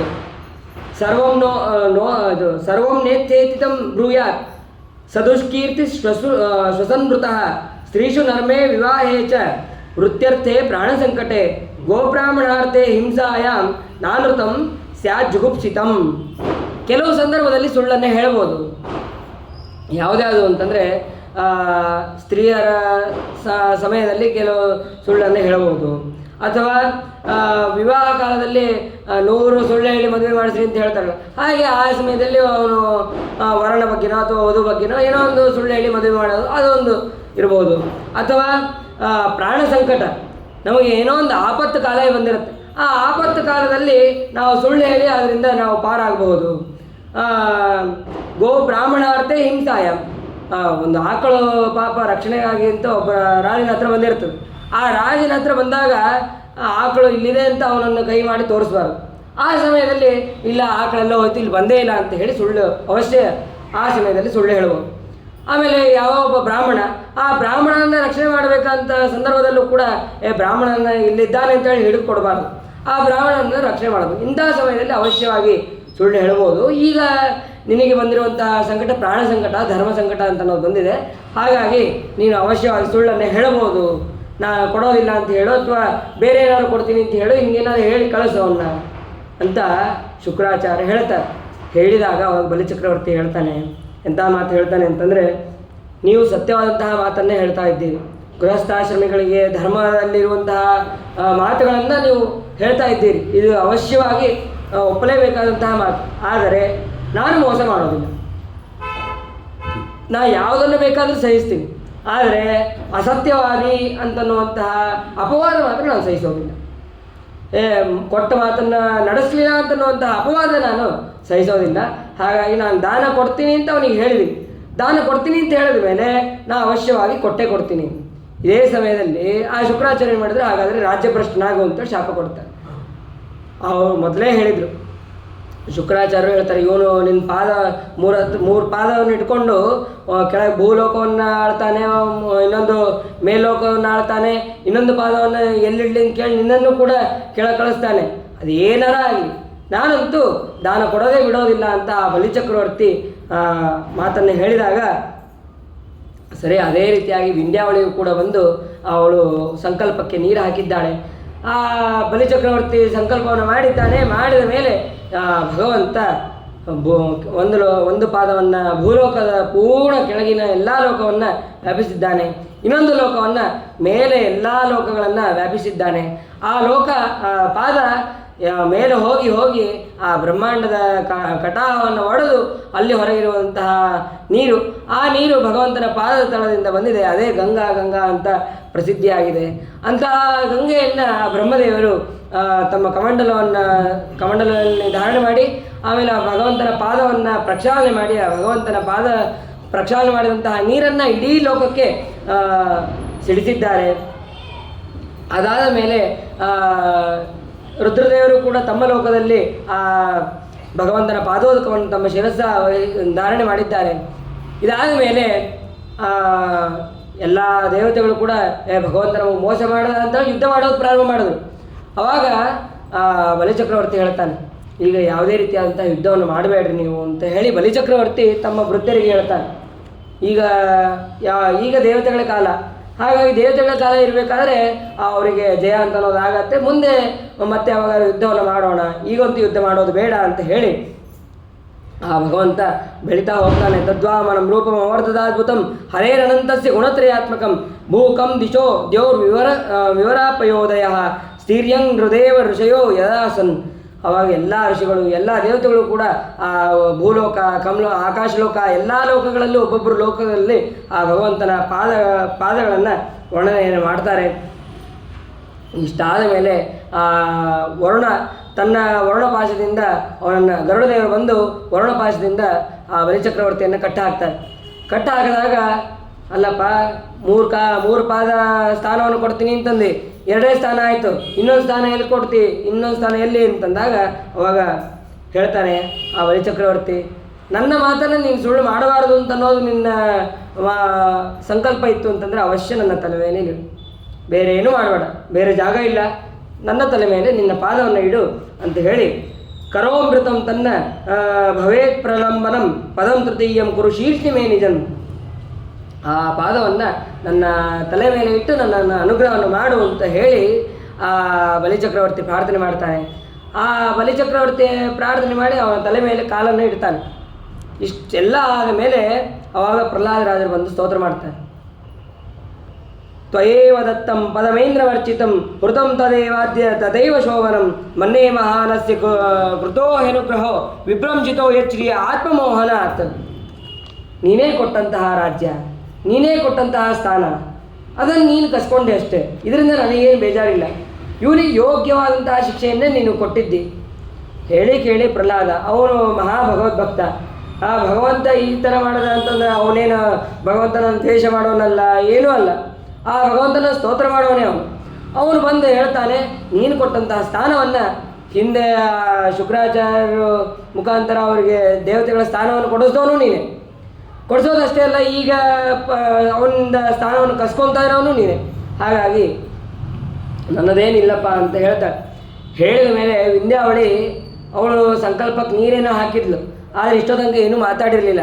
ಈಗ ಒಂದು ಮಾತು ಹೇಳ್ತಾಳೆ ಅವಳು, ಕ್ರೀಡಾರ್ಥ ಆತ್ಮನವಿದಂ ತ್ರಿಜಗತ್ಕೃತಂತೆ ಸ್ವಾಮ್ಯಂ ತು ಪುತ್ರ ಕುದಿಯೋಪರ ಈಶ ಕರ್ಯುಹು. ಅಲ್ಲ, ನಿನ್ನ ವಸ್ತುವನ್ನು ಇವನು ನನ್ನದು ಅಂತ ಅಂದ್ಕೊಂಡು ನಾನು ದಾನ ಮಾಡ್ತಾ ಇದ್ದೀನಿ, ನನ್ನ ವಸ್ತುವನ್ನು ದಾನ ಮಾಡ್ತಾ ಇದ್ದೀನಿ ಅಂತ ಅಂದ್ಕೊಂಡಲ್ಲ, ಹಾಗಾಗಿ ಇವನನ್ನು ಕ್ಷಮಿಸ್ಬಿಡಪ್ಪ ಅಂತ ಪ್ರಾರ್ಥನೆ ಮಾಡ್ತಾಳೆ. ಅವಳು ಎಷ್ಟು ಬುದ್ಧಿವಂತೆ ನೋಡ್ರಿ. ನನ್ನ ಗಂಡನಿಗೆ ಶಿಕ್ಷೆ ಆಗ್ತಾ ಇದೆ ಅದ್ಯಾವುದೂ ವಿಚಾರ ಮಾಡಿಲ್ಲ. ನಿನ್ನ ವಸ್ತುವನ್ನು ನಿನಗೆ ಕೊಡೋದಕ್ಕೆ ಇವನು ನನ್ನ ವಸ್ತುವನ್ನು ನಾನು ಕೊಡ್ತಾ ಇದ್ದೀನಿ ಅಂತ ಹೇಳಿದ್ನಲ್ಲ, ಹಾಗಾಗಿ ಇವನನ್ನು ಕ್ಷಮಿಸು ಅಂತ ಅವಳು ಕೂಡ ಹೇಳ್ತಾ ಇದ್ದಾಳೆ.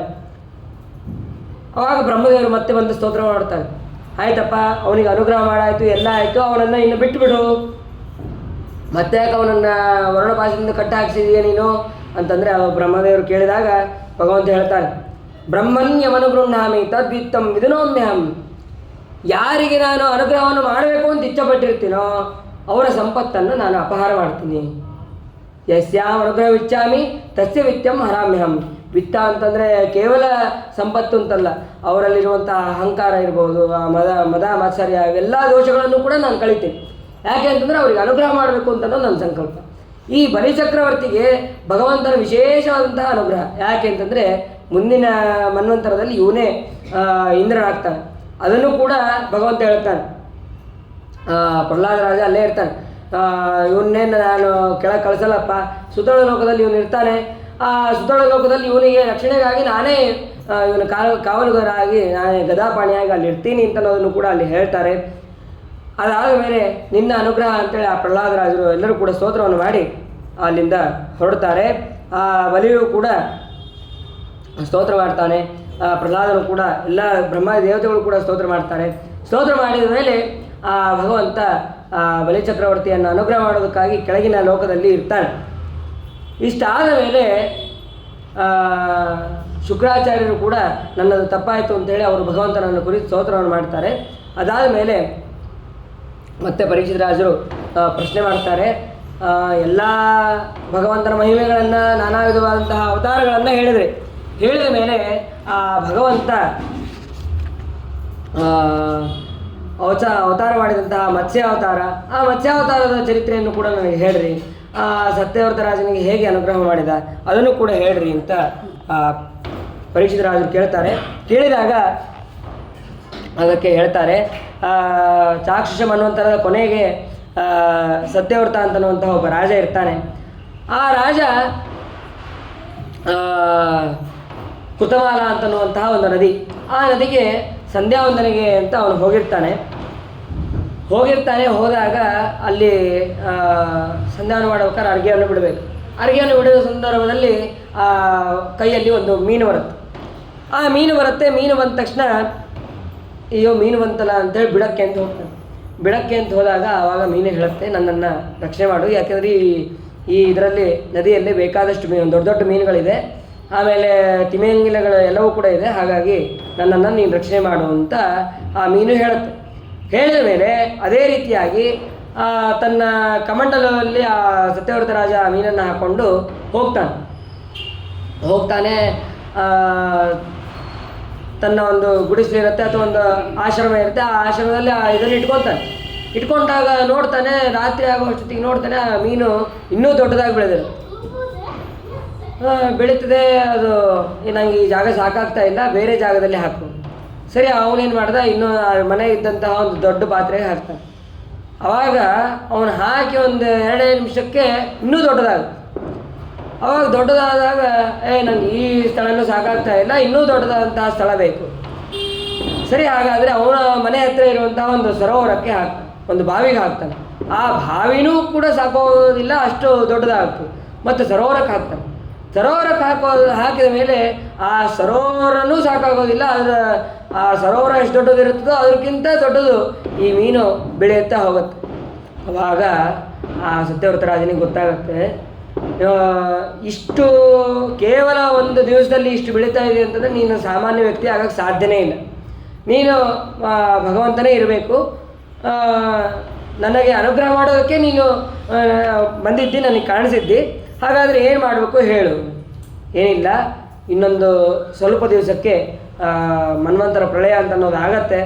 ಆ ಮನ್ವಂತರ ಪ್ರಳಯ ಆಗಬೇಕಾದ್ರೆ ನೀನು ಕೊನೆಗೆ ಸಮುದ್ರದಲ್ಲಿ ಬರಬೇಕು. ಆ ಸಮುದ್ರದಲ್ಲಿ ಬಂದಾಗ ನಾನು ಅಲ್ಲಿ ಬರ್ತೀನಿ. ನಾನು ಬಂದ ಮೇಲೆ ಒಂದು ದೋಣಿಯಲ್ಲಿ ನೀನು ಮತ್ತು ಎಲ್ಲ ಋಷಿಗಳು ಮತ್ತು ದವಸ ಧಾನ್ಯ ಅದೇನೇನು ಮುಂದಿನ ಮನ್ವಂತರಕ್ಕೆ ಏನೇನು ಬೇಕೋ ಆ ಎಲ್ಲ ಪದಾರ್ಥಗಳನ್ನು ವ್ಯಕ್ತಿಗಳನ್ನು ನೀನು ಇಟ್ಕೊಂಡು ನೀನು ಇರಬೇಕು. ಅಲ್ಲ, ನೀನು ಬರೋದು ಹೇಗೆ, ಯಾವ ರೂಪದಿಂದ ಬರ್ತೀನಿ ನನಗೆ ಗೊತ್ತಾಗೋದಿಲ್ಲ.